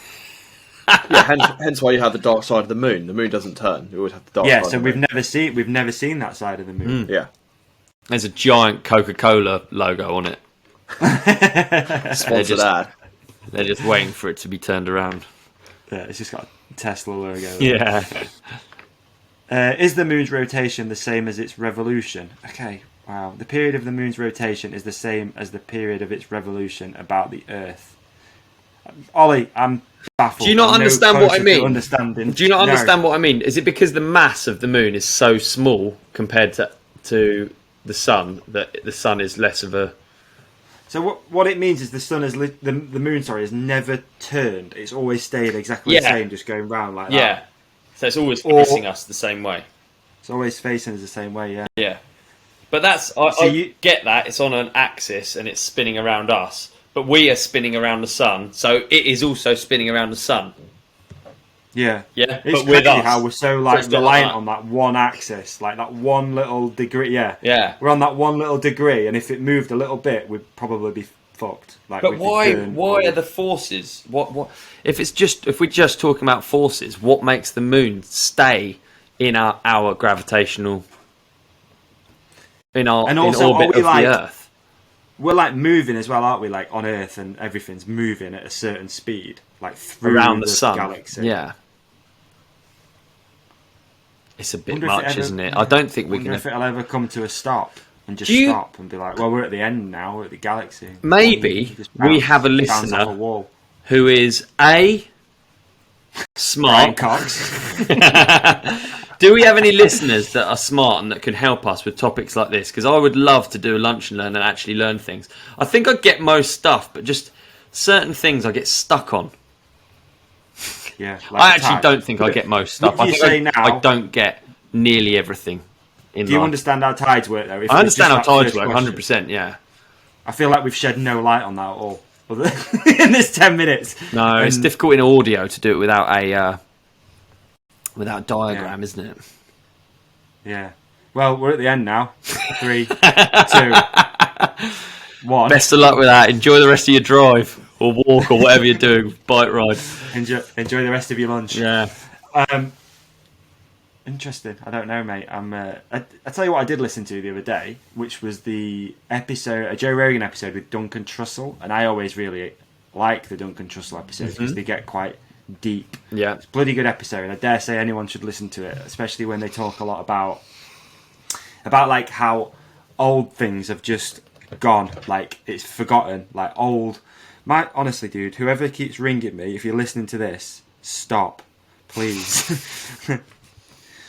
What do you mean old things get forgotten? Like, okay, so it's like what they were talking about was really interesting. They talk about like old memories and how you can often live in the past, and you think back to maybe a house that you used to live in, or like how Chomp chocolate bars used to be 10p and now they're probably £5. Is that what you mean? Yeah, exactly that. But like the way that Duncan Trussell explained it was like really nice, because he was just saying how like you just got to forget about those things sometimes because they're gone. Like it's done. Those memories are like, and that time is just finished. And he used this great analogy that he went back to look at the house he grew up in, and there was someone else living in it, and they were like sitting on the porch.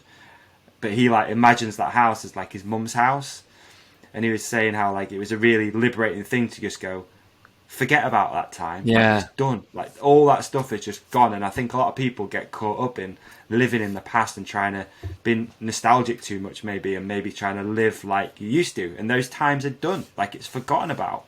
You've moved on. What if you prefer them though? I'm with you, but I'm just trying to play. Yeah, but if it's not tough shit and you can just do it, you can just live in the past. People live smaller. Yeah, I do as well. Yeah, I do. I always think back. I'm like, oh, I was really like carefree back then. Yeah, I had this, maybe I don't know. Like you just had a different attitude to life, and you're always like, how do I recreate that again? Like, how do I get back to that? Yeah. How do I live that way? But I think it's quite liberating when you just go, well, it's finished. It's done. That you're a different person now. Like you're a totally different person, and you've got totally different, outlook and thoughts and friends and everything. I don't know. It's kind of interesting to think about. It's a good episode. Basically, what I was going to say is it's an interesting episode because those guys always go kind of deep and maybe smoke a little bit too much weed, maybe. But it's just I really enjoyed it. It's just every time Duncan Trussell's on Rogan, I'm like, because Duncan Trussell's quite I wouldn't say religious, but yeah, probably very spiritual, isn't he? I used to enjoy his podcast. Yeah, same. I still the music segment used to. He always played songs. I don't know how he gets away with it, but they're always such awful songs. They're like the opposite of a cherry on top. There we go. Back to what we were talking about music. Yeah, I really enjoyed the whole podcast, and I think, yeah, I get it. Yeah, Duncan. And then he plays some track, and I was like, oh, get me out of here. But yeah, he's good. That's cool. I'll have to check that out. Podcasts are really, really good. Yeah, really, really good. What else I had a few things. We could do some listener questions if you want. Yeah, let's do it. I'm sorry I'm really unprepared today. I've just literally ridden my bike too much and I haven't chilled out enough, so I'm not prepared. I got a good watching. There is a 1 hour film almost about Tyler Berriman's life. If anyone doesn't know who Tyler Berriman is, he's a freestyle freeride motocrosser. And this is almost going back to what we were talking about being a media rider. Yeah. And it basically tracks his whole journey from starting riding as a kid, living in a little town, and it's been made by 805 Beer Company. Yeah. And it's beautifully made. It's all in black and white. Up until what I've got to is about 30 minutes in. It might go to colour. But it basically just documents his whole life and how he was like racing supercross and then discovered that the media side of it was much more lucrative and also much more fun, just free riding. So it's really good, dude. That's cool. If you want not everyone can just chill and watch. Yeah, he's quite steezy, isn't he? Let's be honest. Yeah, he's very unique style, that's for sure, and just a unique character. But yeah, super interesting, man. Cool. Just watching how that kid's developed, into what he is now, and the whole media scene and freestyle, freeride motocross. It's good. 805. It's I think it's called The House That Tyler Built. Cool. Is what the film's called. So yeah, I've been enjoying that. Oh yeah, I look forward to that. Yeah, I think it's something like that. Or The House I Built, something similar to that. So yeah, please watch that, people. Right. Right, let's see what we've got in the old listener question vault, shall we? Yeah, let's see it. What I was going to do, dude, I don't know if this is a good idea. I'd love people to tell us. I've got, after the iPhone gate that I had recently, I've got a brand new iPhone, basically, sat doing nothing. I was going to put a SIM card in it, and then rather than having people submit to the uploader, which can be quite confusing, we just give out a phone number. Yeah, sick idea. Well, good, yeah. WhatsApp photos to it. Really good idea. Yeah, WhatsApp photos to it. So yeah, okay, we'll get that set up, and then we'll just put a phone number in the thing, and then please, don't want people calling it or anything. You can, but just using the WhatsApp feature to send in videos or something. What if you can WhatsApp to an email? Can you do that, Benny? Do you know? We'll look into it though. That's a good idea. Yeah, for sure. Yeah.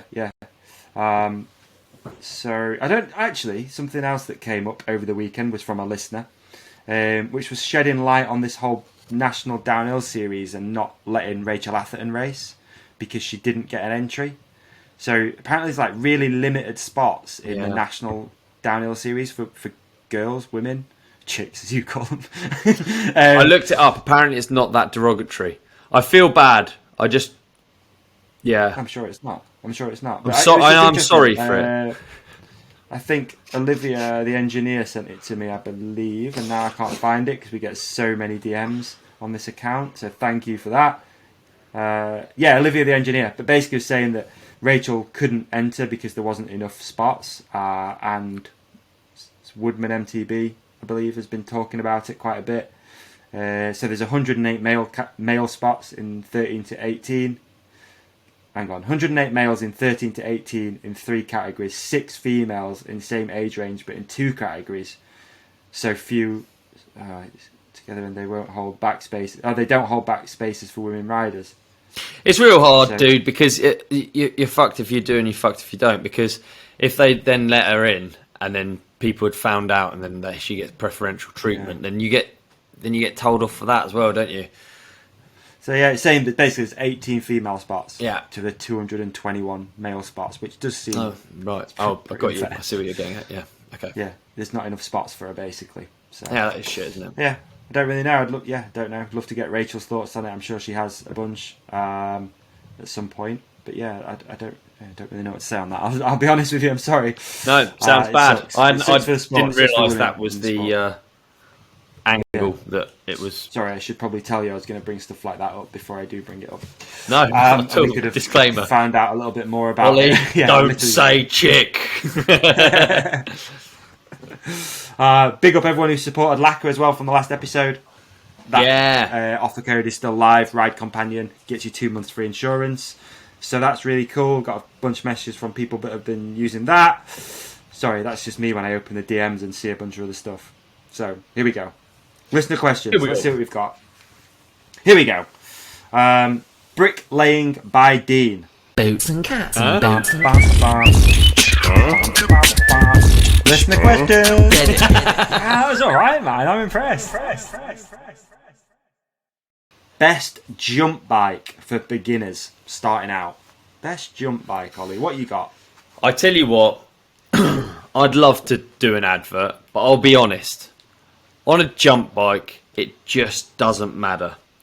Ignore the reviews. Just get any old thing. You're learning to jump. You're learning to pump. It doesn't matter when you're learning. It doesn't matter. Yeah. So would you say the best jump bike for beginners is the one you can afford? Exactly that. And that's what's so good about jump bikes, I feel like. Yeah, you've summarised it perfectly. No, you need less. You only need one gear. You need one brake.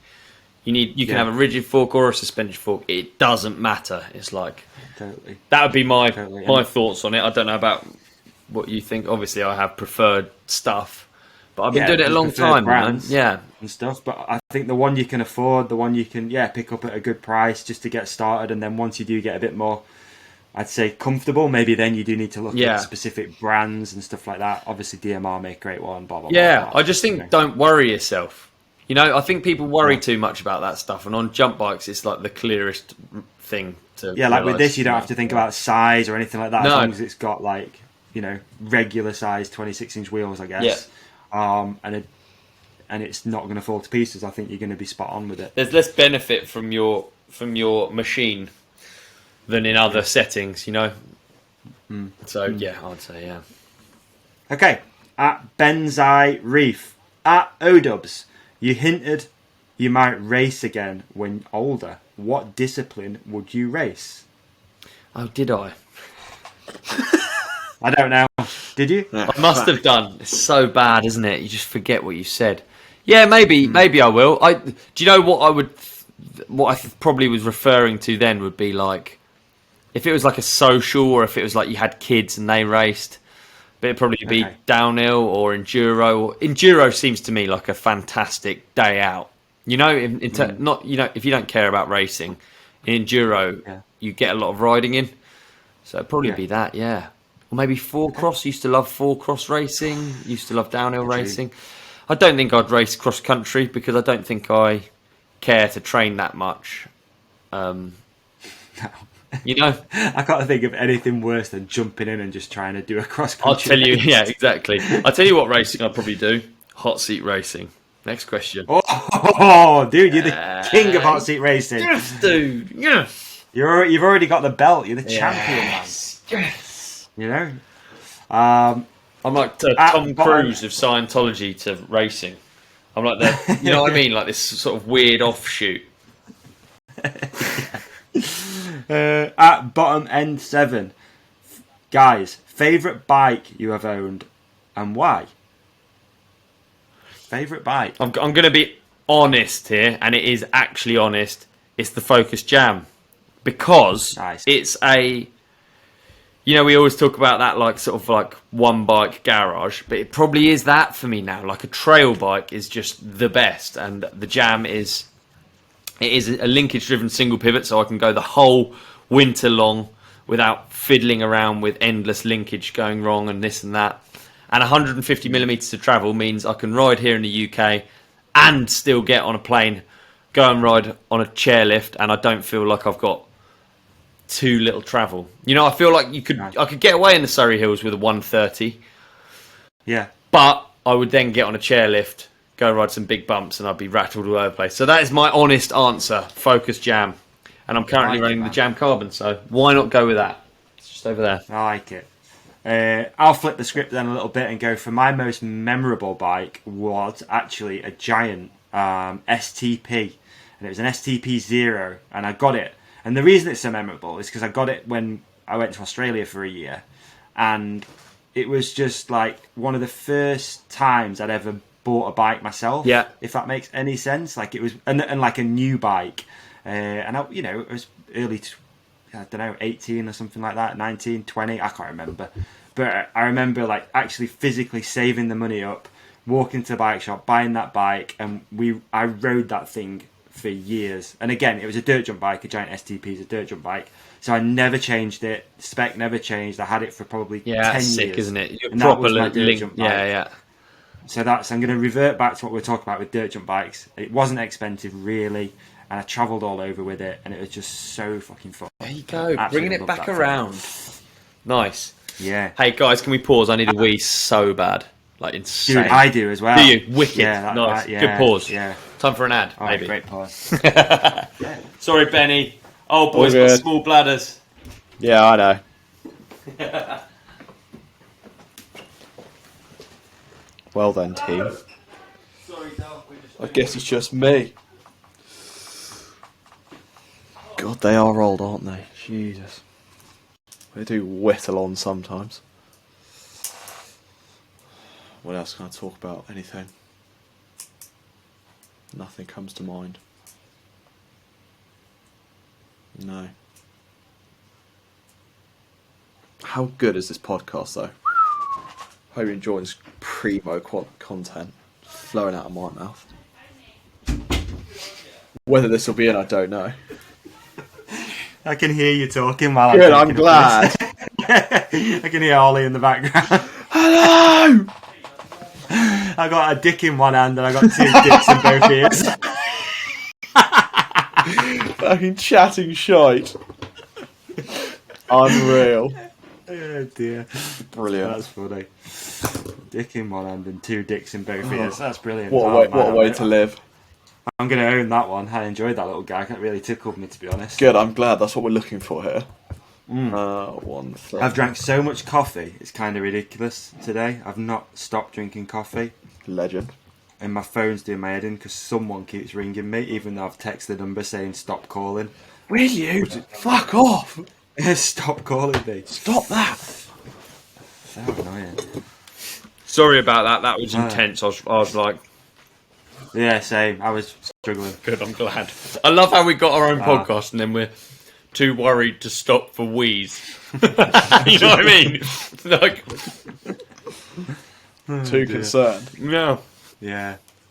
At Russ Pierre, most stylish rider on two wheels. Ooh. It's a good one. Okay, YouTube clip. Who is the most stylish rider in mountain biking now? That is such a good... So in mountain biking specifically... Let's go with it. Let's go mountain biking. We're going to get... Cade Edwards is up there for me. Cade's up there. Stylish rider, man. I mean, Cade's one of my favourite riders. He's so exciting. And he is very stylish. But I feel like... The Golden Goose is up there as well, you know. The Golden Goose does have a good style. He is stylish. Benny's boss. Has got good skills. On and off the bike is what I like as well. I enjoy that. You know, he's stylish on and off the bike, if that makes sense. I'm not saying like how he dresses. I don't mean that. But I mean, it brings that cool attitude to mountain biking, which is what I like about, you know. Yeah, I hear you. Yeah. All the time. The death grip stuff's always cool. Like, and that's what it's about to make it stylish on it. And, you know, blow a little bit of smoke up Brendan's arse there a little bit. Let's get Bren's some got to be smoke up there. Oh, are you talking about Bren? Yeah. Who do you think we talk about? I have no idea. I don't know who Golden Goose was. Right. Like, it really depends on it sounds stupid, but bikes is really discipline based for me. Because it's like, what's the point in comparing Jack Moyer and Brandon Semenuk? True. You know what I mean? There's no point. There's no point in comparing the two because actually Jack makes an EWS race look really fun and he's sick on a bike. And then true discipline based. You're right, man. You're it's right. like it almost has to be discipline by discipline, doesn't it? Emil Johansson's up there, right? Obviously, as most stylish rider on a bike, like some of the stuff he does that's just like so click, so perfect. He's up there as well. Yeah, absolutely. So I actually really struggle with that. I really but this struggle is where to know. That format would be so interesting of like a downhill race, a slopestyle event, and an enduro. Yeah.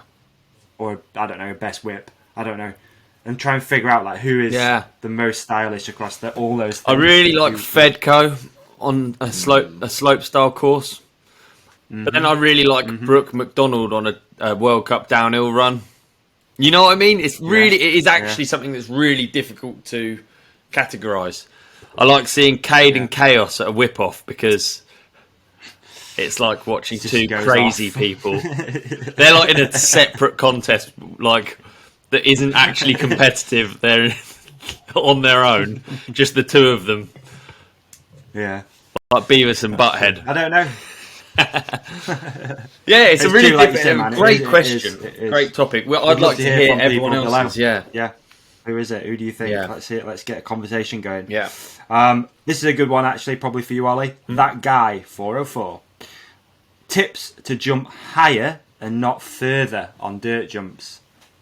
That's a great question. Handing it over to the Wilkins for that one. He boosts. That's a really great question, and actually one that you quite often get asked at the bike park where we ride at SVP. And the thing I would say is in fact, I was with you the other day, wasn't I, Benny? And we were talking exactly about that, pushing through or pulling up and what the difference is and that kind of thing. And the best way, rather than me trying to explain the feeling and something that's really quite difficult, the best way, all you can really do is find something. It can be a small table, it could even be a roller, and you basically try and ride it like a spine. So you're going to be doing like, there's the two types of bunny hop. There's the UK bunny hop and the American bunny hop, where your front leaves before your back. You've got to do that on this roller or that on this table and pull up and try and make your front wheel land at the top. And that's the only way you'll learn how to pull up. You can do it on the smallest things. It's really a useful skill to have. And it's like the polar opposite of pushing through. And once you understand that kind of like gradient of things, pulling up and pushing through, then it just makes jumps really safe and easy. There we go. Beautifully explained. I don't know if that was beautifully explained, but like, yeah. I think so. I think American... It's really difficult to explain. Yeah, American bunny hops are like the key, I would say. It's arms and legs. Nice, dude. Yeah, maybe. Well, it's good. T4 Broski. Davey, any news when that hospital programme is on the telly? I don't know, actually. It's meant to be coming on in spring, so I'll keep you all posted on that. It's going to be on the Really channel, or Real, I don't know, Real channel. Spring now, isn't it? It's spring now, man. We should be on anytime soon. I'm looking forward to the watch along. I can't wait for the watch along. It's going to be good. Okay, we got Goliath Hickman even. Go bald with the bit of hair that still grows and a beard, or shave the lot? Shave the lot. I'm going to say shave the lot. I'm going to say shave the lot, man. You're 3 against none, so let's go. I do really... Manscape that head. Yeah, I do really respect the kind of, like, just leaving it there and just making everyone around you a bit uncomfortable. You know, when people just leave the wispy bit there, the wispy island. Yeah. They just leave it there and they're just like, why would I cut it off? Just own it. Yeah, it's just less to just leave it there, yeah. Get it gone. Save some money on the shampoo. Yeah. Cost of living's going up. If you don't have to buy that dandruff shampoo, you've got a couple quid extra in your bank every month. Yeah. So there you go. There you go. What else we got? Zane86. Do you both use Skull Candy headphones? And if so, when's the sponsorship start? Is that someone from Skull Candy? I don't quite understand. I don't know. The sponsorship didn't start, but we did get some... I've had a few questions about Skull Candy recently. See, they're getting free advertising. It irritates me. Yeah, they are good though. They are good. They are good. Yeah, they didn't sponsor that. I don't think they do podcast sponsorship anyway, but yeah, they did hook it up for. It was actually for Freedom Ride last year. They sent all that product to give away. Yeah, and we just kept a few headphones basically. Yeah. We were gonna try and work out sponsorship. Maybe we should rekindle our fire with Skull Candy. There's someone listening to this podcast now who knows that he's going to message me instantly, who actually sorted the original deal out. So excellent. Look forward to hearing his proposition. WhatsApp is open, so let's get it going. There you go. That's so funny. It's weird when you know people are going to be listening who actually do that stuff and sort it out. So, let's see what happens. Okay, what else we got? D. Kennaway, how do you find out about secret dirt jumps? Do you Insta message first or offer to help? It's a good question. Secret dirt jump spots. It is tough. It's tough to get in there. I can't remember how we used to find out about them. I don't even remember how that used to happen. This is before like social media too. Yeah. Someone would come ride yours. I don't know how they ended up there. Then you'd be like, you'd have a spot. And then they'd say, you'd have a spot. That is it. Is it really? Yeah. Otherwise, you're not getting an invite. You have to have something to bring to the table, and that's it. Annoyingly, that is fair, actually. Isn't it? It is true, though, isn't it? And before social media, it was clearer. People would just turn up, and you'd have a conversation and be like, "Yo, where do you guys ride? Oh, we're from here. We've got a spot. Do you want to come?" Yeah. We exchange numbers. It's still like that. People with trails still talking exactly the same way. Like, oh, you should come over with, it's like that is the currency really with trails, isn't it? Yeah, it is. Isn't it? It's a good question. So there you go. Get That's digging. a great answer, man. Get digging, Sonny. You might get in. I'm sure it does work. I think that's what's cool about social media. I'm sure it does work to like message someone. You never know. You never know, do you? Yeah. No, you don't. Got one for me, which is nice. Davey, how did you end up working in the industry? Ooh. It's a great question. We could go quite deep into it, but I'll sum it up pretty quickly. I got my first break in the industry, in the motocross industry, by basically just getting myself a job. I just hustled, got myself a job as a sales rep. Before that, I did work in various bike shops, motorcycle shops, and stuff. And I think people with careers and stuff like that always want to jump in at the highest level. You want to be like the brand rep. You want to be like the marketing guy. But if you want to get into the industry, I think you've got to start somewhere near the bottom, which usually involves working in a bike shop. Get to know sales reps. Get to know people that are coming in the store to do like training and stuff like that. Ask them about jobs, and that's how you get. I think with the industry, it's quite cliquey. It is quite, everyone knows everyone. You know, if you go on LinkedIn, you'll often see people moving around various companies. They're all the same people often. But that's how I got my break, was working in bike shops, asking people if there were any jobs coming up. And then I basically bullied my way into a position as a rep. That's that. Yeah, simple as that. That's how I got my come up in the industry. Rep's good, isn't it? I feel like rep's a really good kind of overview of business, and you've got to be good with people, and it's a good start, I would say. No, absolutely, yeah. Hard work, but not for everyone. Long days, a lot of hard work, a lot of awkward conversations. Yeah, no doubt, yeah. There's not many people, who... I mean, folks, I'd love to hear from you. Could you just walk into a shop and introduce yourself to people who have no idea who you are? And I find it really tough when I was young, because I just didn't have that confidence. Yeah. But you're expected to just walk in and start not selling, but like you are selling, like you're a salesman. Can I try now? Please walk in the door. What's my product? Dildo. Thank you, Benny. And what's the company called? Dildos Anonymous. Okay. No. Hang on. Can we call it Dildub? Dildub. Okay, yeah. Hello. How are you?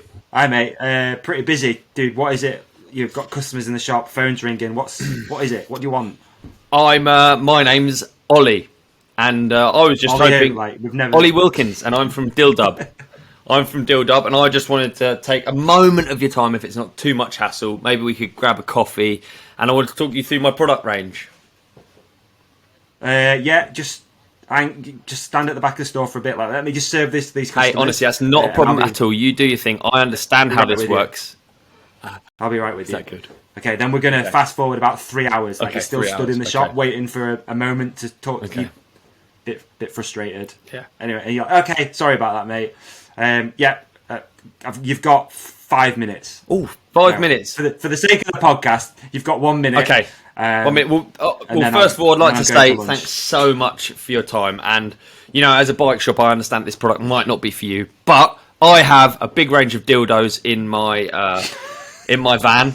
I want to talk you through them, and I want to see if they could maybe make their way onto your shop. I want to talk to you about the product. Okay, Ollie. Just to be clear, you want me to come out to your van where you're going to show me a range of dildos? No. All right. I'll just stop you there. I'll bring in the suitcase. So I run. Please go and grab. Yeah, so I'm running now, and I've got a suitcase, and it's refrigerated. There's an opportunity. It's a refrigerated suitcase because the thing about my product is it's refrigerated because I like to keep them ice cold. Yeah. Right. Davey. Sorry about that. Here is the product. It's a small part of the range. We do lots more, but these are the things that I think I can see in your store, and I think they would match perfectly with your demographic. And then I open the suitcase. You'll have them. Yeah. We'll have them. I think you've done a great job. Like, you've opened the conversation. Was that all right? Yeah. You've come in with a targeted range to suit that business. Yeah. You've not just come in there going like, here's a 10-foot, dildo. No, it's like matched to your audience. Store. Yeah. So you're happy? You actually happy with my sales performance? And you think I could do it? Yeah, I mean, selling dildos in bike shops is a bit of a weird one, but that's what I was thinking. It's a weird place for product placement, but if it works, it works. You spend a bit of time in bike shops, Benny, don't you? Would you, if you saw one on the shelf, would you be interested? Would you peruse through this refrigerated? There's good price, good colour. Any of the colour. The colour's important. If it's not pink, is it even really a dildo? Exactly. There we go. I didn't know where we were going with that. I still don't really, but no. Okay. Next question. At 2-to-1 racing. Forgot where we are. What we're doing. Yeah. What are we doing? At 2-to-1 racing. If you could invent a national holiday, what would the theme of the present be? If you could invent a national holiday, what would the theme of the present be? Okay.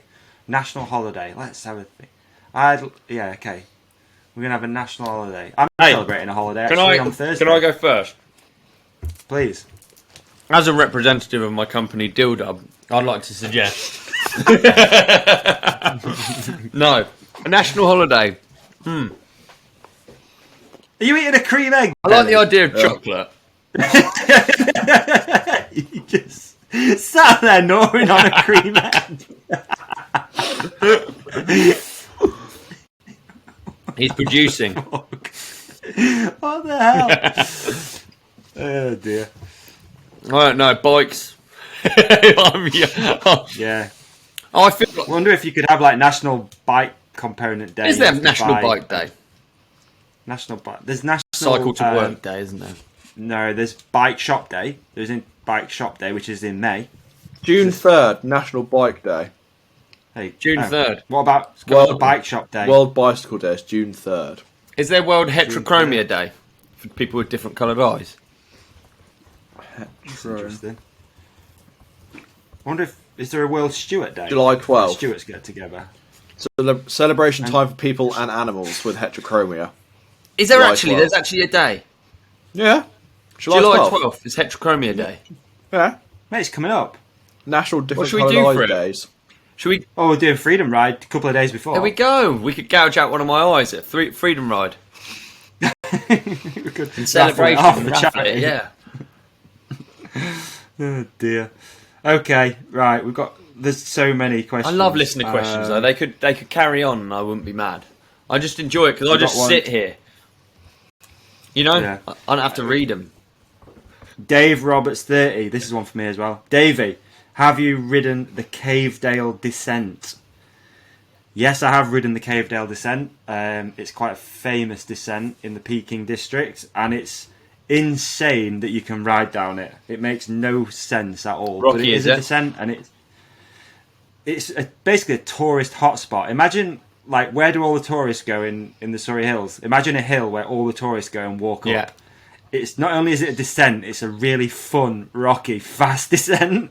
And there's a spot on it where you come around this left-hand corner, and it's like a pretty big field where people stop and have picnics, but it's quite rocky at the same time. Yeah. And I remember the first time riding down it, following a few friends, and you're going fucking fast down it, dude. It's like riding down a field.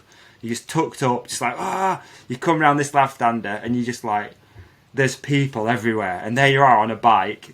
It just makes no sense at all that it's a bridle path. It makes zero. It's the most dangerous bit of trail I've ever ridden, and then it goes really rocky, like being at Fort William. Really, like it's fucking rocky, and you're just like barreling down there, pretty technical, and there's just Japanese tourists walking up towards you, and it's insane. It's an early morning or like evening trail, that one for sure. So yes, I have ridden the Cave Dell Descent, and if you're thinking about going and ride it, don't bother, because you're gonna probably hit someone. Have you ever hit someone on the trail? Dude, I haven't. I've been close though. I've been not close. That long ago. Yeah, came round. It was two people on bikes. They were riding up. Were they? We get walkers walking up bike tracks. It just looks so unfun. Like they're so wiggly. You just think like, I'm not blaming them. Berm on the feet. Yeah, I'm not blaming them, because obviously if you don't know about bikes, you don't know that it's necessarily a bike track. You might just think, this is a funny path, but it defies logic for me a little bit. It's terrifying when you come around the corner and there's just someone stood Isn't there. it? Isn't it? I wonder if any of our listeners have hit a walker. That would be really sad. Or just really awkwardly. Again, we rode one the other day, not too far from here, which is like a bridle track, which is sort of pretty damn fast, but it's just loads of blind corners, just like weaving down a hill, and it's just terrifying. You're just coming around every corner, just like, if there's a horse coming up or something, it's going to be, but it's one of them, you can't like go slow down, it'll just be pointless, you know? Anyway.